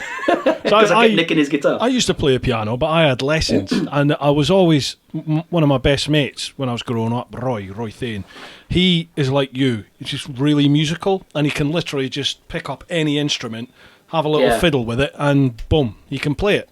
And he plays by ear. He doesn't need to read the music. And I was always so jealous of the fact that he could just sit at a keyboard or a piano or an organ and just get this tune. And I'd be like, oh my god, that's amazing. I can't do that. Yeah. Obviously, at 15 years old, at school when all girls are about and stuff, all the cool guys were like, look at Piano Boy. Yeah. So it's not cool at all. Yeah, but I bet all the girls loved it. Well, but the thing that they do now. No, they don't. They don't. But again, like that. Yeah, if it's in you, if it's in your heart to do it. Yeah. Then you can do it. Yeah, absolutely. Right, another music one. Martin Atkinson. You can only have one tune on your headphones when you're touring. What is it? Oh, that's a good one. Well, I've got this. If you've ever or never heard of Chris Stapleton. He's a country guy, isn't he? Yeah, country guy. He's and it's not like a fad. It's not like as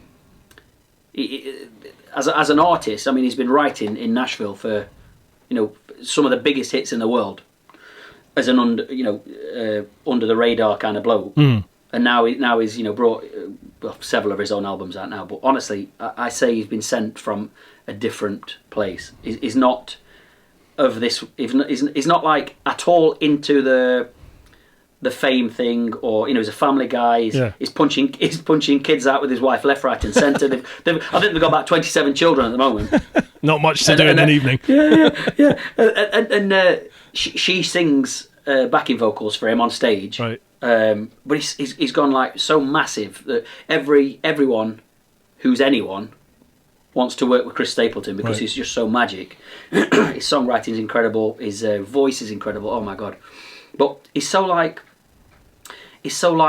humble in every aspect of everything. He's not the star that he is. I've lost you again there, Bruce. No, I'm here. Can you hear me? Hello. Come in, Bruce. Are you there? Hello, I can hear you. Are you there? I can hear you. He's doing this on purpose. I'll play a song. I can hear you, no problem at all. He's gone. What? Oh well, I'll have a booze. Hello? I can hear you, Rich. I can see you. Hello? Are you just doing this so you can play the guitar? See my share of broken halos. Could tell he's had a beer. Little wings that used to fly. They've all gone wherever they go. Absolutely any excuse. Broken halos that used to shine. He's back. I never went away. There he is. There he is. We've all just been sat here watching. Musical interlude whenever I lose you. We've all been sat here watching, going, hello, technology. hello. Thank you, technology. Any excuse at all. There we are. We're back. We're back. There we go. What we got here? Another one from Martin. Hey Richie, you often share a room with Egon. Have you ever woken up with your hand somewhere it really shouldn't be? Yes. Oh my god. Yes is the answer to that. I wasn't expecting that. No, genuinely. I think this was genuinely this not necessarily where it shouldn't have been. Hang on, let me get comfortable. Right, go. This was the beginning of the USA tour, so we were still in Gatwick, super excited. We'd had way too many beers because it's like your first night syndrome. You always get carried away on your first night, don't you? Yeah. So we were just about to head off to like this tour of unknown. We're going to America, for God's sake, with our own bikes. This is never done anything like it before. This is massive. In the hotel room in Gatwick, which were really nice. Egon woke me up in the middle of the night, like cowering against the corner of the bedroom. I'm like, mate, what's wrong? He's like, get off me. I'm like, what do you mean? He's like, mate, your hands were all over me. So yeah, I basically fondled Egon, thinking I was going to get some. Pretty sure there's offences. Thinking it was either Egon or someone else. He was whispering in Egon's ear, "Oh, TMF, oh, TMF." It's a good job it wasn't TMF, because he'd probably join in.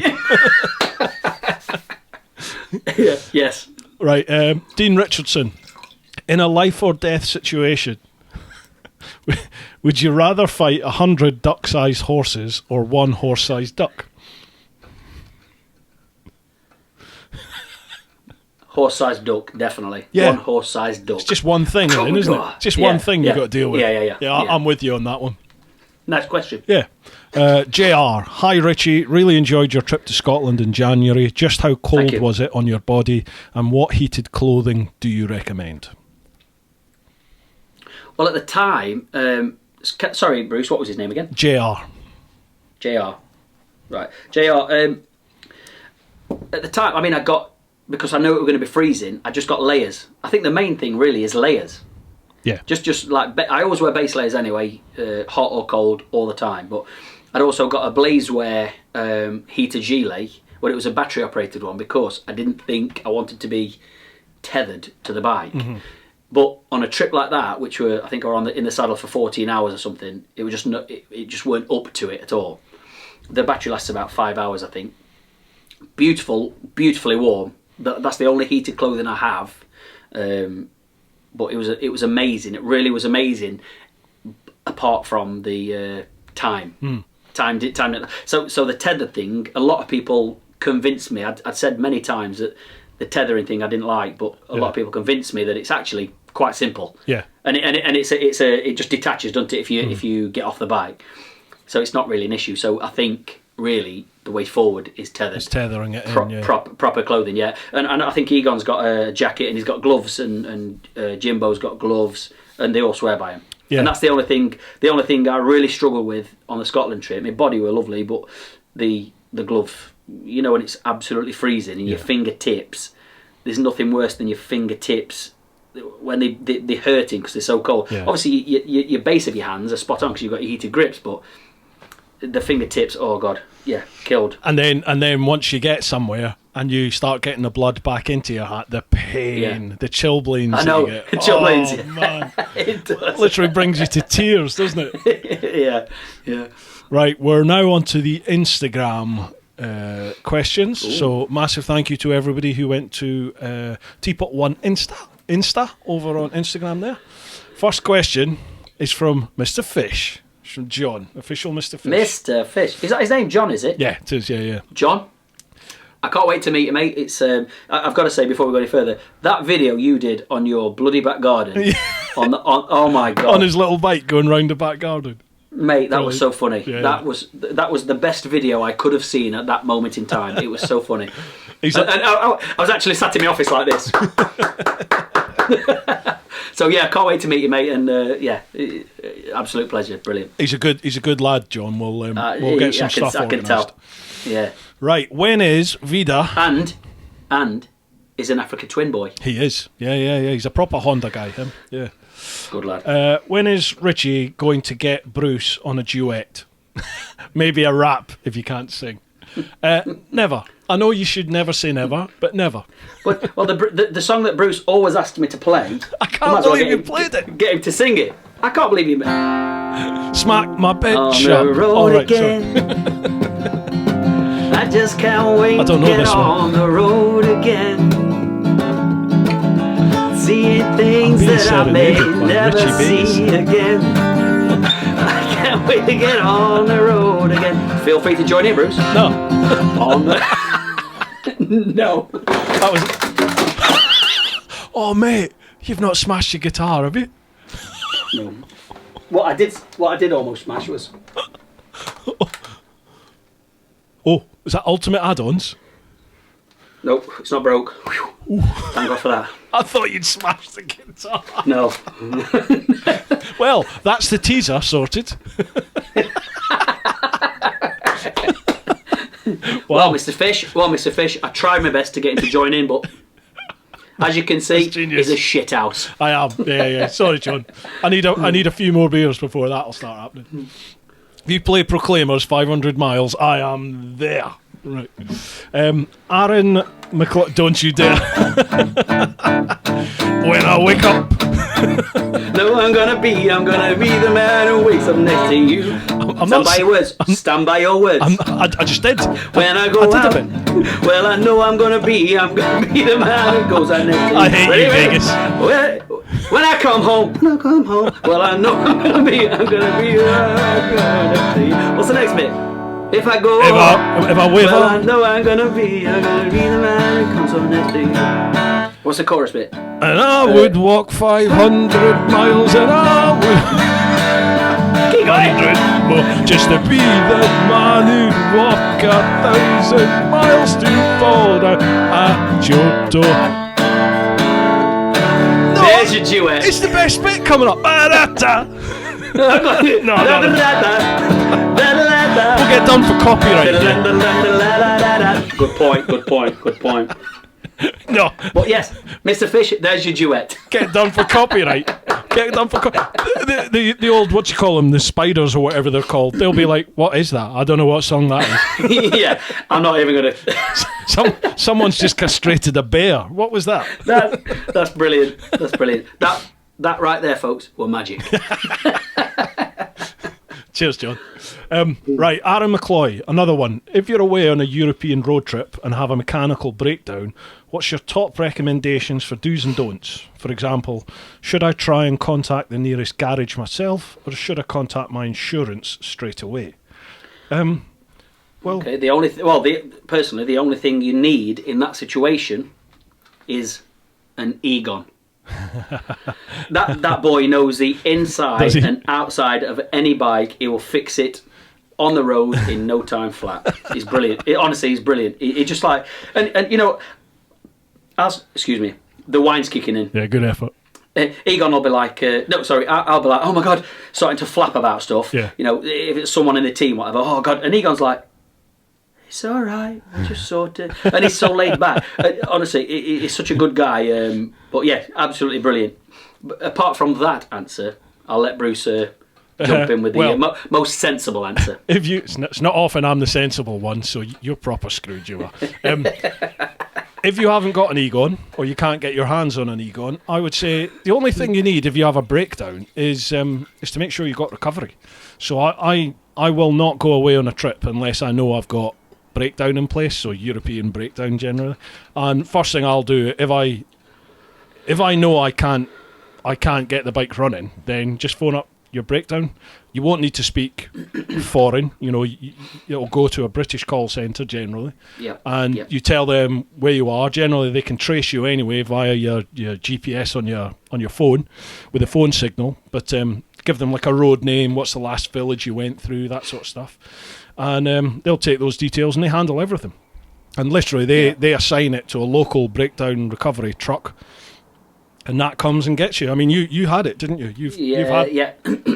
Yeah, and it is really as simple as that. It's just do get a good breakdown. You might think that you don't need it. We all break down, you know. Yeah. I'm on an oldish bike here, and you know, a brand new one can break down. It really doesn't matter. So just make sure that you do. If you're going abroad, again, your travel insurance has got to be decent. Yeah. No point having, you know, if you can get it for £6, doesn't mean to say that you should be getting it at £6. There's a reason it's £6. But you can get it at £6. Mm. You can't. You just shouldn't do. The breakdown. I think my again, you know, we have it every year. Never going to need it, but it's one of those things, isn't it? I think it's about 90 quid. The one that I used was RAC, and they looked after me down to the T. Yeah. I broke down in Biarritz on a running a tour, a wildbad tour to Picos de Europa in Spain, and I had 17 riders, and my bike started acting up as soon as we arrived in Spain, and then every day I kept losing power. So on the way back, ferries got cancelled, and that's one of the times when ferries do your refunds. Yeah. When they had a mechanical problem, so they couldn't put any bikes on the ferry. The ramp that drops down to the lower deck didn't work, so they couldn't put any bikes on. Therefore, refunding everybody, but also making every rider stuck in Spain have to ride back all the way from Spain back to England. And my boat, the bike broke down in Biarritz, and I'd had enough because it had been doing it every day, and I remember I got a cold at the time, and I was just, when you've constantly been like beat down, or like, oh, enough's enough. All the lads were like saying, well, listen, we can put this in there, and we can put that in there, and we'll get you back. Yeah. I'm like, no, I'm not doing it. I've paid for insurance and breakdown, so you lads ride on, and this is what's going to happen. I'm going to I'm going to sit it out and see what happens. Yeah. And although I was sat in Biarritz for a couple of days, every penny were covered. I had no issues whatsoever. That's good. The repayment took a while to come, but after 60 days or whatever, so you might have to pay for it up front, and then they reimburse you. They reimburse it. Yeah. So keep your receipts. Keep your receipts, keep your receipts. But you're obviously with that, you have to send your receipts into them so they can verify it. Yeah. But it's all covered. But do make sure that you've got the best breakdown that you can get, and it will look after you. It really will. Yeah. Hotel rooms, taxes. I didn't pay for a penny. Nothing. Yeah. Absolutely. And then the other thing is travel insurance, like you said, and I'm not sure what the state of play. I think at the moment the old EHIC, the old E111. E111, yeah. Yeah, I think that form, that's still in place at the moment. That basically means that, or your EHIC card, so your European health card, and it basically means you are entitled to the same health care as a national of whatever country you're in. So say you go to Spain and you need to go to the hospital, or you need to go to the doctors and get some treatment for something. Say you've broken your arm or whatever. If you have this EHIC card, then you will get exactly the same level of care as a Spanish person would there, which, believe it or not, Spanish health system's really good, so you'll get good healthcare there. And it's the first thing they ask. The second you get scooped up at the side of the road by an ambulance, the first thing they'll ask for is, do you have your EHIC card? They'll want to see it. I've seen it in action. Not for me, but for somebody else. Right. So yeah, breakdown insurance is very important, and don't never assume that your bike's going to be okay, because you never know. You never know. Anything can happen, basically. Yeah. Right, fingaz.cooge. How has being on YouTube changed your riding habits and attitude to why you ride now? Well, I've always... What's his name? Fingaz Cooge. Fingaz? Fingaz. Fingaz. Fingaz Cooge. Fingaz. Well, I've never been... In fact, when I first started doing my videos, I used to make little disclaimers saying, please don't expect any form of stunt riding or anything fancy, because I'm not that kind of person at all. I'm going to be probably fairly boring. I'm just going to ride. I just basically love riding and taking pictures of the countryside, and that's it. So I've never really been one to... Okay, I have fun when I can, but I've never been one to be a dick, basically, on the road, and I just don't like that at all. And Bruce will agree with this. Sometimes you'll go out and you'll have bikers overtaking you, and you think, what the hell are you doing? Like, why are you overtaking there? It's totally not safe to do it. But a lot of people, or a lot of bikers, assume that just because you're on a bike that's most probably very, very quick, you can just zip in and out of these places. But you're going to get unstuck one day, aren't you? Yeah, it'll happen. I mean, I used to ride much more spirited than I do now, and I've had accidents, as we all know, and each time the first couple of times, I've got to admit, I did think to myself, well, it wasn't me. It was just a freak. It was just bad luck, and it didn't stop me. But then, in the last sort of 3 or 4 years, when I've been involved in stuff, it has made me certainly look at my riding and really appraise my riding and think, right, there's got to be a reason why this keeps happening. I've lost him again. Oh, I'm here. Can you see me now? There he goes. Yeah. Come in, Bruce. I can hear you. Oh, yeah, there. I can hear you. Can you hear me? Hello? Again, folks. I'm here. Come on, Brucey. Let's have you back. I'm watching you. There he is. Mate, you're there back. the entire time. I can see you and hear you. No problem at all. Can you? Yeah. No worries. Dear.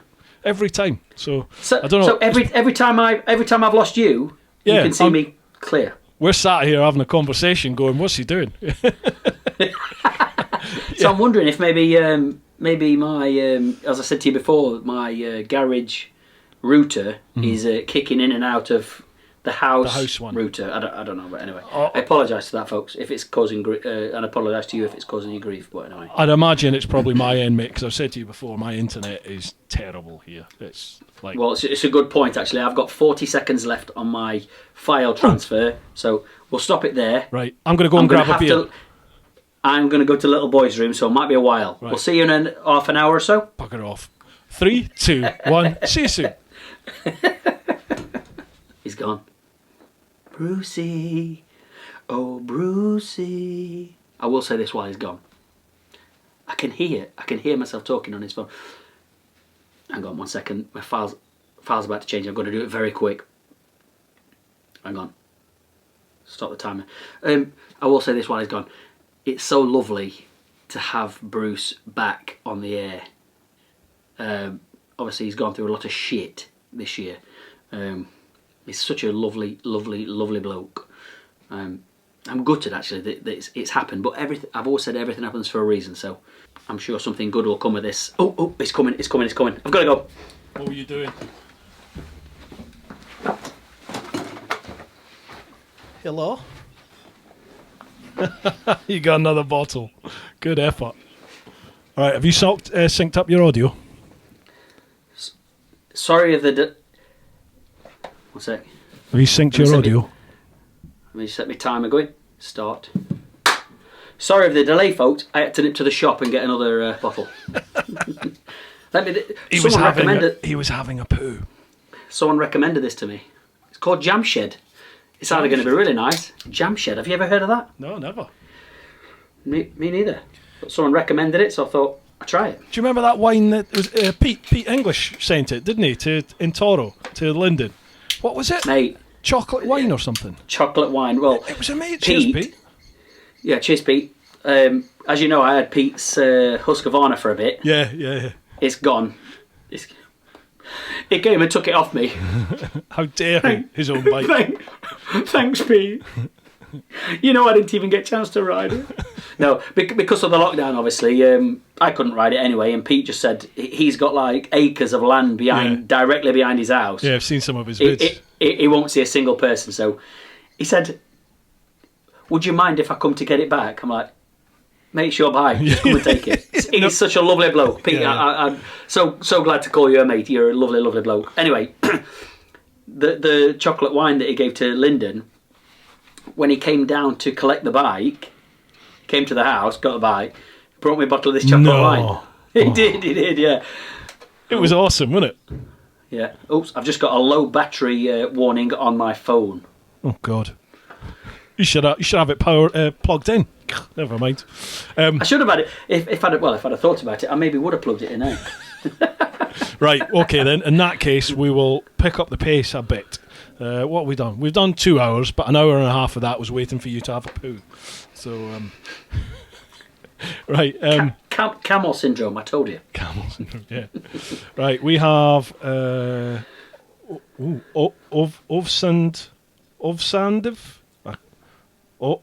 Ovi. I'm really sorry, I can't pronounce. Ovesandve. Ovsandv. I don't know what that means. Anyway, question, Bruce. Well, not to offend, but I'll call you Ovs. Ovs. That's what we'll do. Ovs. Bruce, what would it take for you to restore the Beast, the Jigsaw, and why don't you do it? Well, it needs, to get it through the MOT, to make it roadworthy again, it would need new fairings, because basically most of the fairings are held on with bungee cords. It's cable tied, sort of stitched, the fairings together, and a cargo net. And this is because of things that happened on the tour? Yeah, just dropping the bike, off-roady stretches with the vibration, like going down rocks and stuff. And just over time, the plastics just vibrate and they snap off. So they would all need to be replaced, and I'm not willing to lose the fairings that were on the bike. No. So there's that. Now I think it would probably need the fluids redone in the shock and in the... the fluids in the forks would need redone, I'd imagine. So it would need that. It would need a good old service. But the engine runs no problem. Change the oil on it and she would fire up no problem. But she's just there now. I would love just to take it out for a nice little ride every now and then. And I'm going to say, do you fire it up? Did you say yeah? She would fire up. I've not ridden her since 2015, the book launch. So July 2015, I think it was. Excuse me. That was the last time I rode the bike. Personally, you can't interfere with how it looks now. Mm-mm. No, you can't, can you? You can't. No. The bike that you have now in your garage is the bike that brought you back. That's exactly. it. Yeah. If you start just to get it through a pissy MOT that every bike can have, it's not going to be the same bike anymore. Nah, of course it's not. I mean, she is like Trigger's broom, but she's my Trigger's broom. Each part of that broom, I know. There's stories as Trigger's to broom. Yeah, there's the stories as to why certain bits of the fairing are hanging off, and I remember those stories. So I don't want to lose that. They've got to stay. They've got to stay, mate. They've got to stay, definitely. Yeah. Personally, I think that's what you got to do. Yeah. Next question to both of us: why do you think there are so many vloggers active in the UK?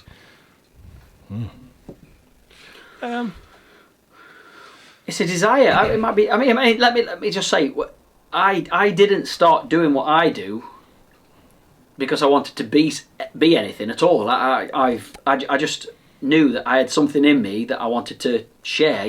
Riding the bike in the countryside, taking photos and sharing that, but not being. No,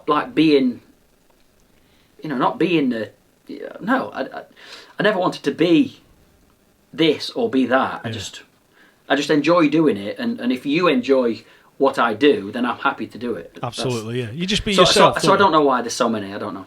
You just be yourself. Yeah. Yeah, I did it just because I like the interaction you get with this. I like the interacting with people and quite on social media when you're out on the bike and stopping and chatting with people. Oh yeah, definitely. I love all that. But when you started, Bruce, what were the starting point for you?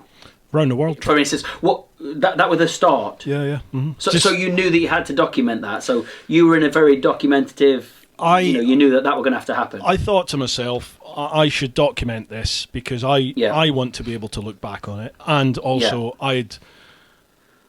the long way around gave me the idea to do this. It was seeing them do it that made me think. Same for me. Yeah. And I thought, well, I'm doing it on a sports bike. You never know. Maybe somebody would pick this up. Maybe it would get picked up. But for me, it was like, well, I want my son to have a documentation as to what I did and where I went and what I went through and my family and my friends. I've said this. So that was the idea. It's a bit of a morbid way to look at it, but you're leaving like a legacy, if you like, aren't you? Yeah. Because to be honest with you, I mean, without wanting to be dramatic, I didn't know if I'd come back from that trip. I didn't. At the time, I didn't. Now I've done it. I know there's generally, unless you're really unlucky, there's nothing to it. You're just getting on a bike and you're riding. You said before, mindset. If you've got the mindset, you'll do it. But things do happen. But you could walk out your house tomorrow and get run over. These things happen. Exactly. You've got to think like that really with things like this. People are like, going off into this, especially Bruce's thing. Before we did our American thing, people were getting in my head massively. Like comments, because I did like a leading up to. Yeah.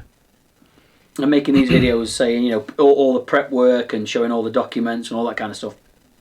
And people like, let's see who the first one is to get shot. Yeah. And things like that. And then I'm thinking, have I missed something? Have I missed something along the way where I'm... But it's just everyone's like negativity were getting into my head, and I'm thinking, Absolutely. oh God. And I was panicking like mad. For no reason, really. The tour went without hitch, start to finish.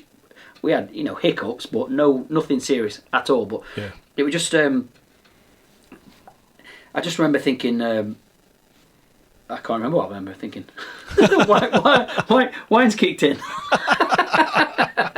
I don't know where we're going with that. What you were saying there about other people having an influence on it, I was like that in West Africa. Like I remember. Not being worried about doing it. Yeah, I was sat in a hotel. I can't remember which, some Moroccan city near the coast, north of Marrakesh, way north of it, and I was doing a little bit of research online to see what like Mauritania was going to be like, because I'd heard about this Islamic uprising, the Boko that's Haram. no go area at the moment. Isn't it? So I'd heard a little bit about it. So I was online on the Horizons Unlimited, the hub forum, and I was asking, is anyone there at the moment? Has anyone been through it? Loads of people were messaging back going, yeah, it's no problem, I've been through there, it's a little bit iffy at the border, but it's all right. I was there 5 months ago, 6 months ago, 4 months ago, all this.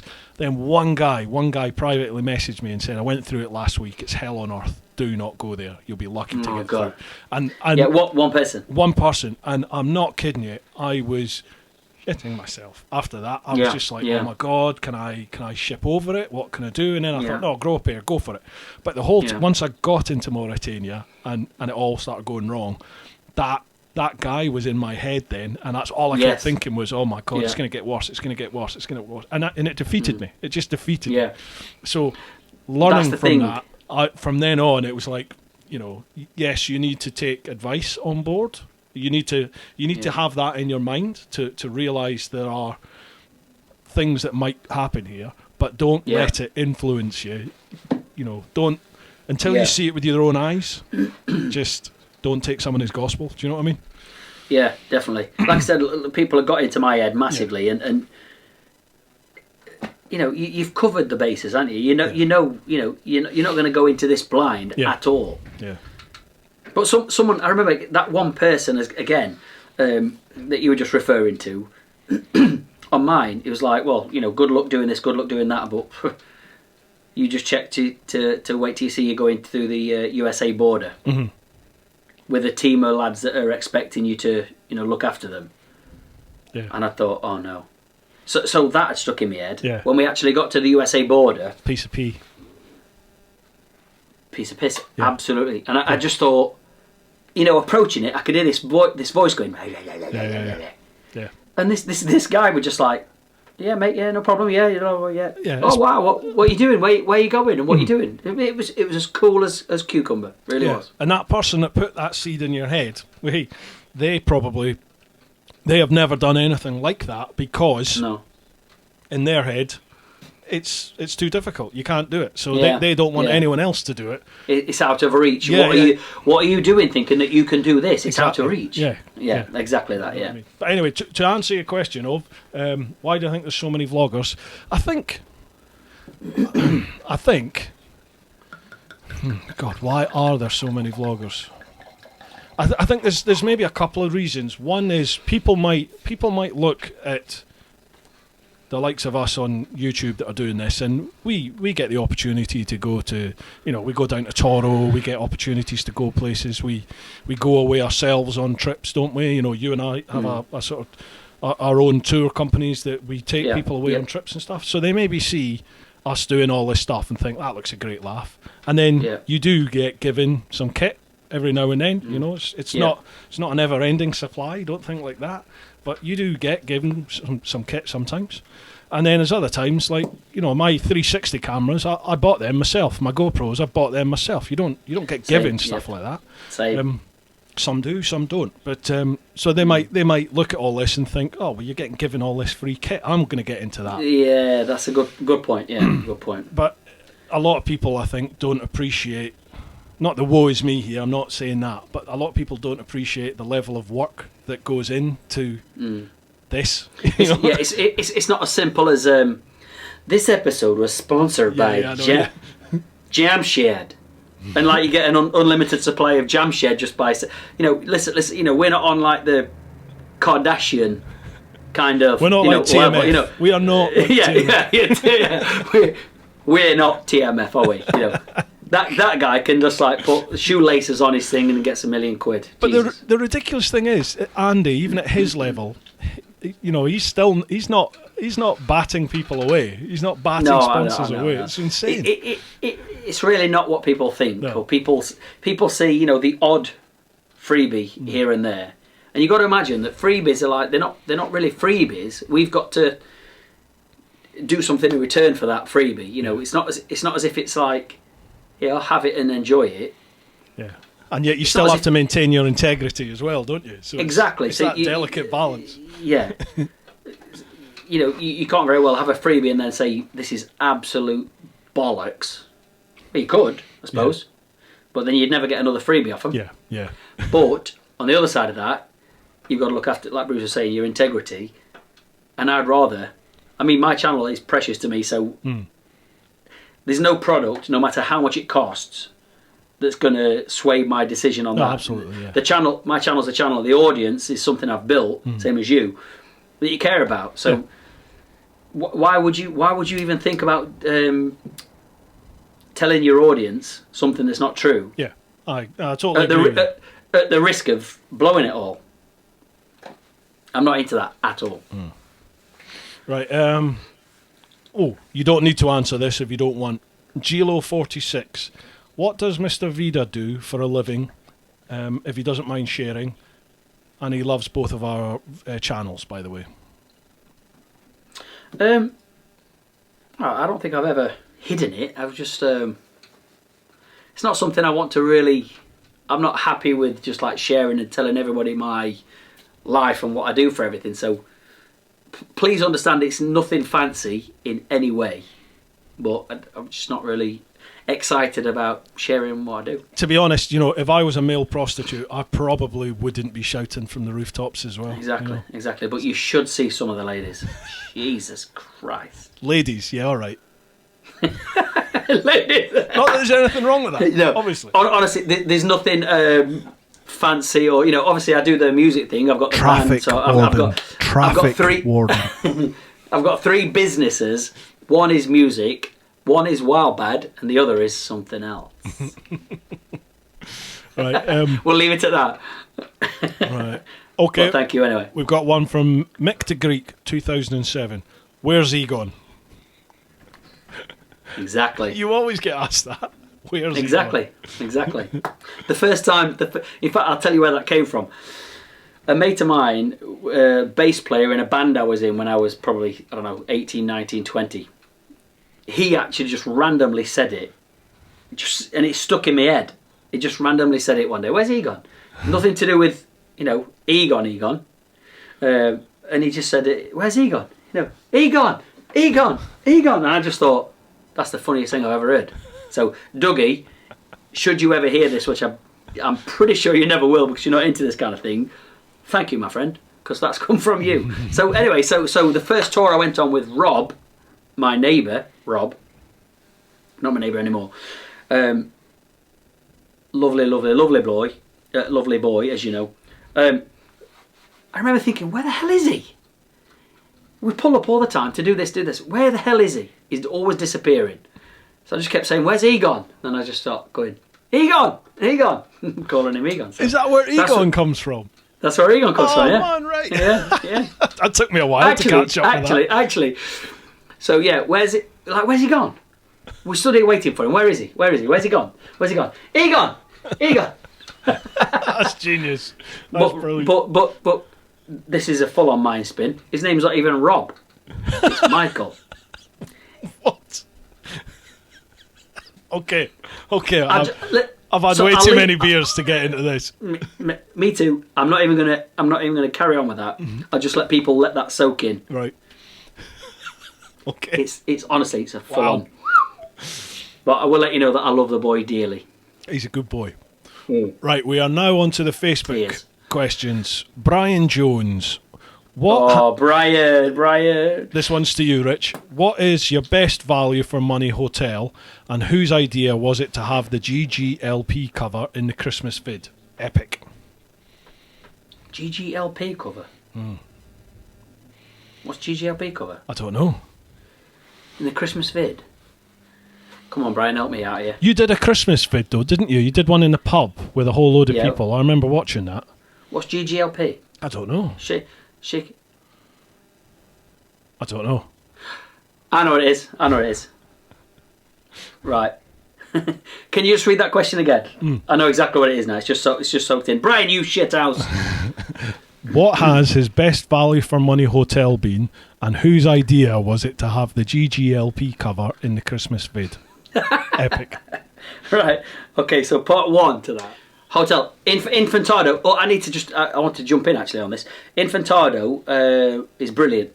Great bar, great restaurant, superb food actually, cheap as chips, massive car park, and the area is so... People are like, he's on commission. What's... People will think that as well. Yeah, no. No. Yeah. We do, just for the record, we do not get these places cheaper at all. No, no. We just don't. But Infantado is absolutely perfect, I think. It's just outside Potes, which is a lovely little village. Beautiful bars, restaurants. It's fantastic. It's just a little walk in, and it's a massive car park. The whole area is so safe.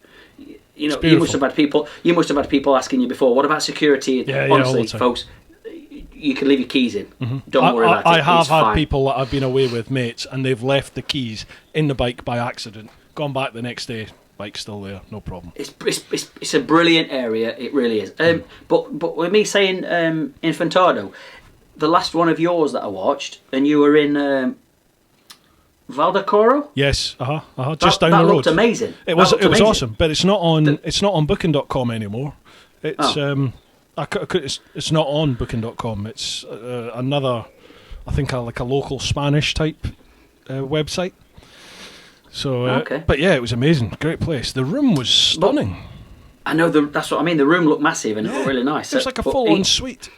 In comparison to Infantado, what we're talking? I don't mean price, but... Oh, not price. I would still go Infantado, because Infantado has the bar, it's got a restaurant, and much more homely feel. As a biker, I feel at home in Infantado. The other one, at Valdecoro, or whatever it was called, it's a bit posher. So when we got there, you know, they weren't. There was no one behind you. It was a bit too posh. I didn't feel welcome. Yeah, it kind of did feel like that, to be honest. You know, the bar wasn't open. There was no. I think they've got a restaurant, but there was no one in it. So we went into town anyway to get food. Yeah. Whereas at Infantado, you turn up and you're made to feel very welcome. You know, and you know, definitely, yeah. Again, that's the first time I've used it. Last year's trip, and.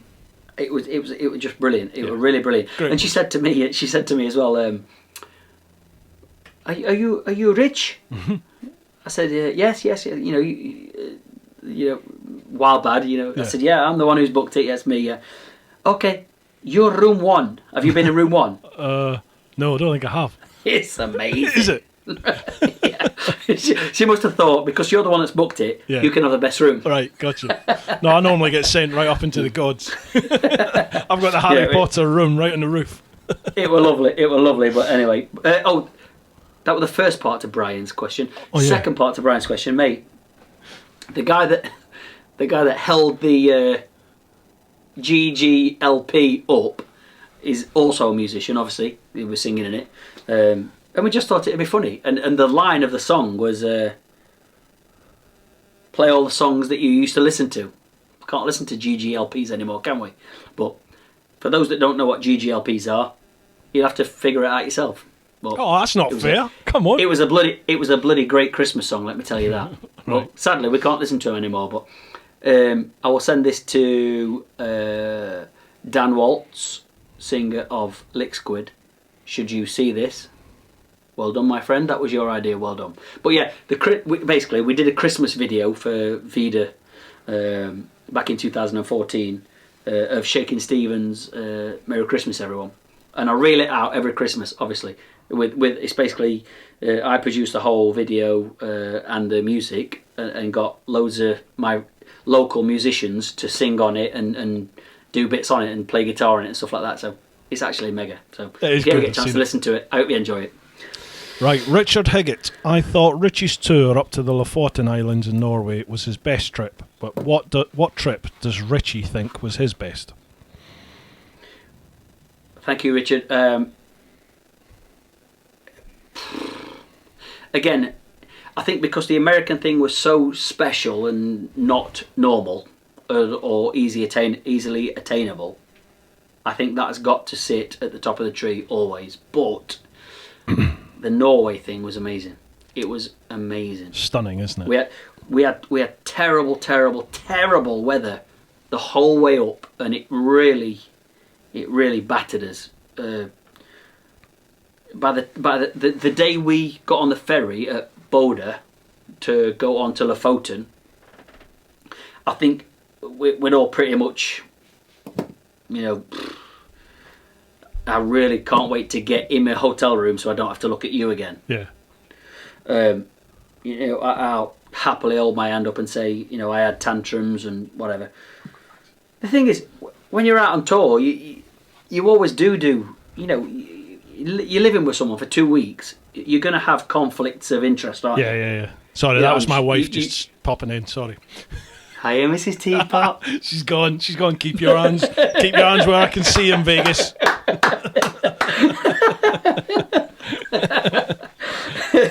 But you're always going to have conflicts of interest. But really, so morale was so low by the time we got to the ferry across the fjord to Lofoten.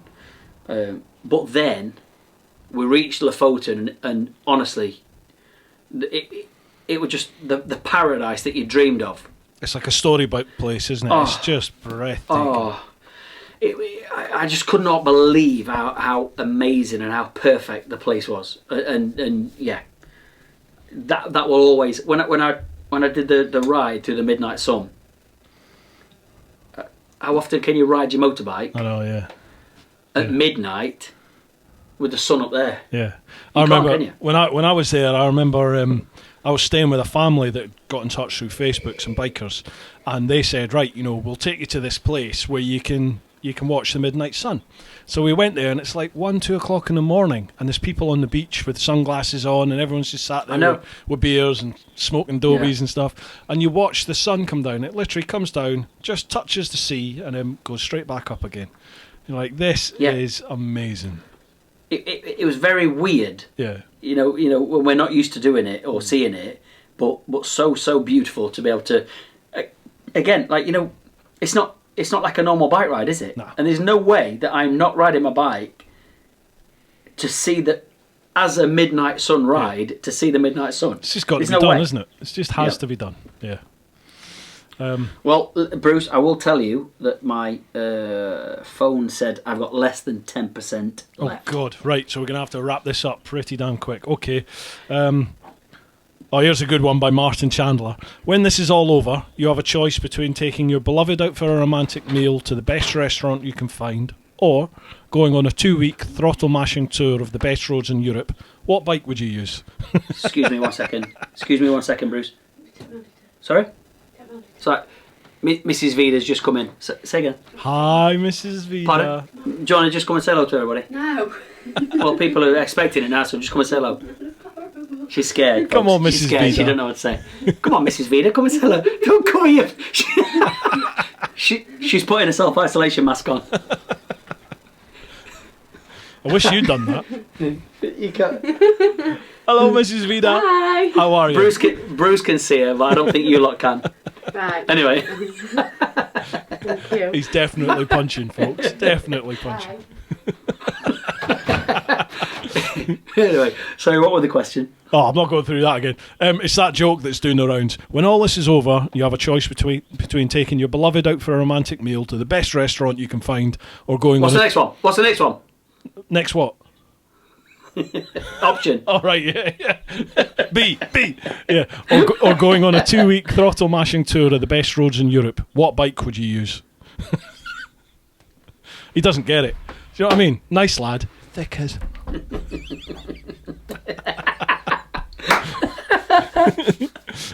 Well, Right, okay, we'll crack through then.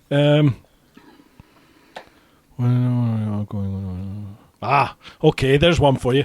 Tony Brown, when this virus does one, where are you all going on the next big tour? well, we were due to have our annual season opener, which is Aberystwyth. We do it every year, just west coast of Wales, because it's basically as soon as spring arrives, everyone's so excited. So we chuck the tents on, we bugger off on the bikes, Nice. and it's lovely. And I was so looking forward to it, and that's in about 2 weeks. Obviously, it's not going to happen. Mm-hmm. So I'm genuinely gutted, but and that's what I had the KTM for as well. Was it? I don't know. It needs something big. This. I mean, I'm hitting the road. I am. Yeah, it does need something big and something special. I know. For us all to say like, yes, we're back. I know. I said I wouldn't do it again, but I'm going to mention Patreon one more time.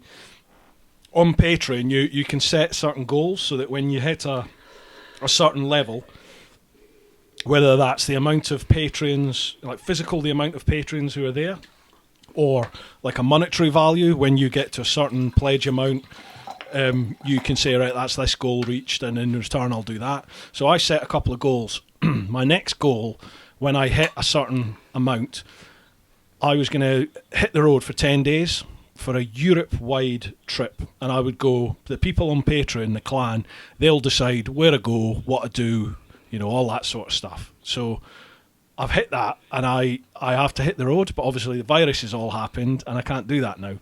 So I still have to do that, and that will be my thing, is I want to do that, a big sort of 10-day trip around Europe.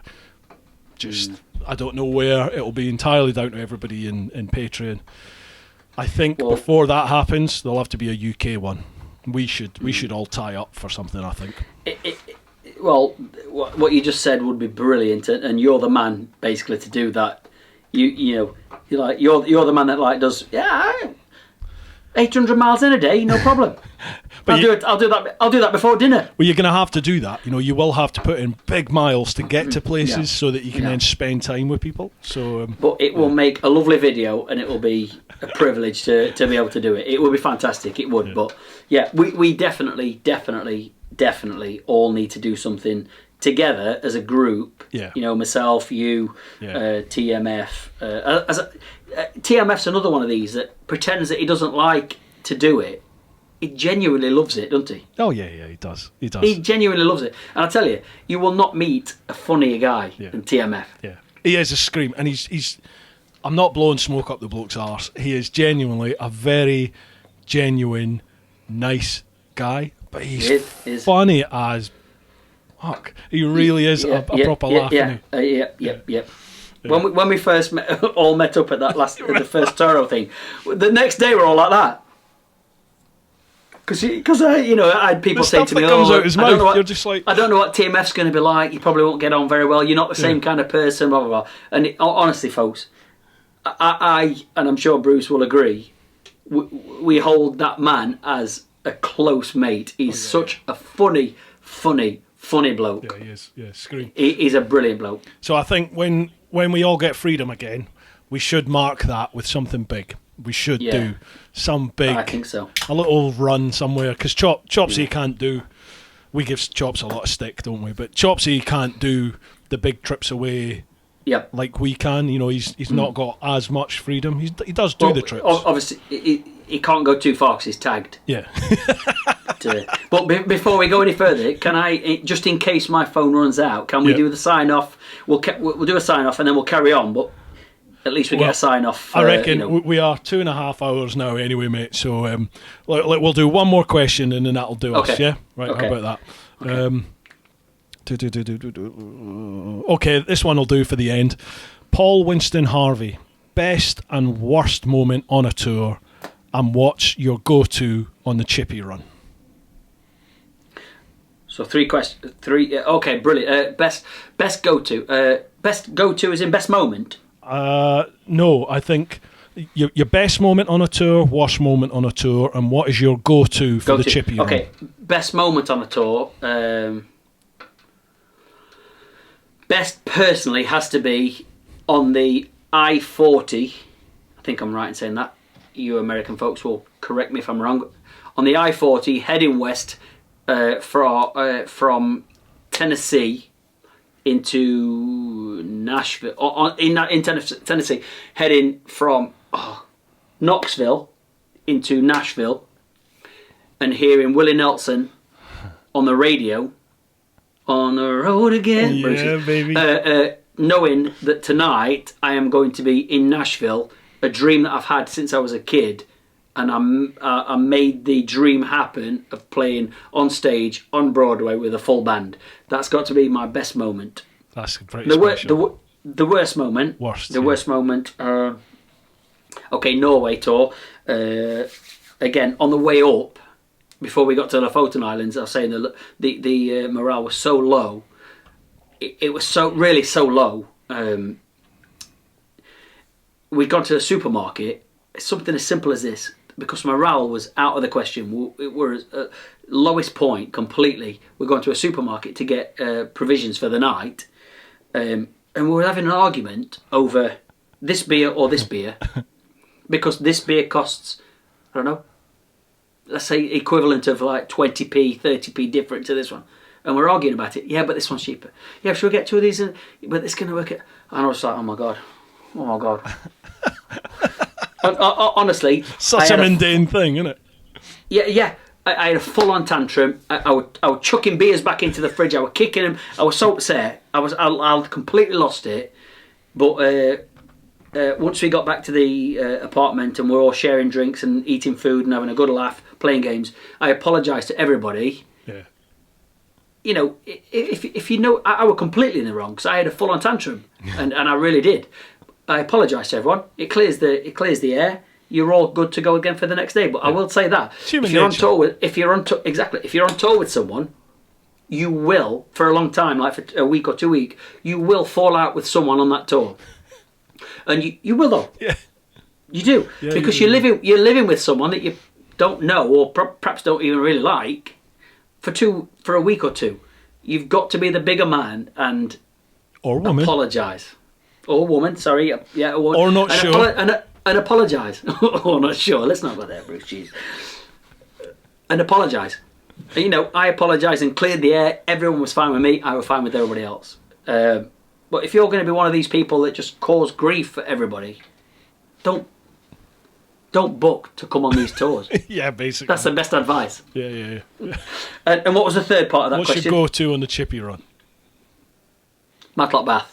The Peak District, Matlock Bath is the place to be for fish and chips, 100%. Simple. I'm going to take you up on that. We're going to go for a chippy one day. Good. Right. Well, you're going to come up here and you're going to assess it to your chippies. Yes, because you might be able to tell that I'm no stranger to a chippy. So, we'll come up and we'll sample that. We'll see. Right, well, dude. I look forward to the outcome of your decision. Right, you're on. Mate, that's 2.5 hours. Wow, I can't believe 2.5 hours. I told you that would fly by. I cannot believe 2.5 hours has gone by. All we've been doing is chatting and getting drunk and getting pissed as a fart. Yeah, awesome. Yeah, and I've got I'm a bottle and a half of wine down. So, mate, I've absolutely loved it. I have loved it. We'll do this again. Definitely. Have you enjoyed it? I've loved it. Brilliant. You know, all I'm doing is sitting here talking to my mate. Exactly. Yeah, love it. And I mean, there's loads of questions we haven't gone through, so I'm really sorry if we haven't got to your question yet, folks. But we'll do that next time. We'll try to do a part 2 or point 2 or whatever you call these things. But mate, it's been an absolute pleasure, and thank you very much for asking me. And I can't wait to see you whenever we are allowed to do so. And it's a pleasure to call you a mate. Yeah, absolutely, brother. Totally. Oh, you'll never believe this. His battery has gone. That's Richie gone. Right, folks, we'll have to leave it at there. I hope you've enjoyed it. I've really enjoyed this, having a good chat with Rich. He's a top man. If you haven't checked out any of Richie's Vidas yet, head over to his channel. I'll leave some links down below. And share the love. Give him a wee subscription. Folks, I keep saying this in these. I hope you are all staying safe and well. We will get through this. It will end. It will end. And when it does, we are going to party. All right, folks, look after yourselves. Look after those that you love. But most importantly, remember, live your life. We'll get through it. Just then, the phone dies. Bruce, thank you very much, mate. That's been a pleasure. Okay, 28. We've answered 28 questions. What? From me and from my lady. Thank you very much, Bruce. TeapotOne, I'm so glad to have you back. Good night, folks, and good night, Bruce. I'll see you soon, my mate. Adios. Wow, that was brilliant.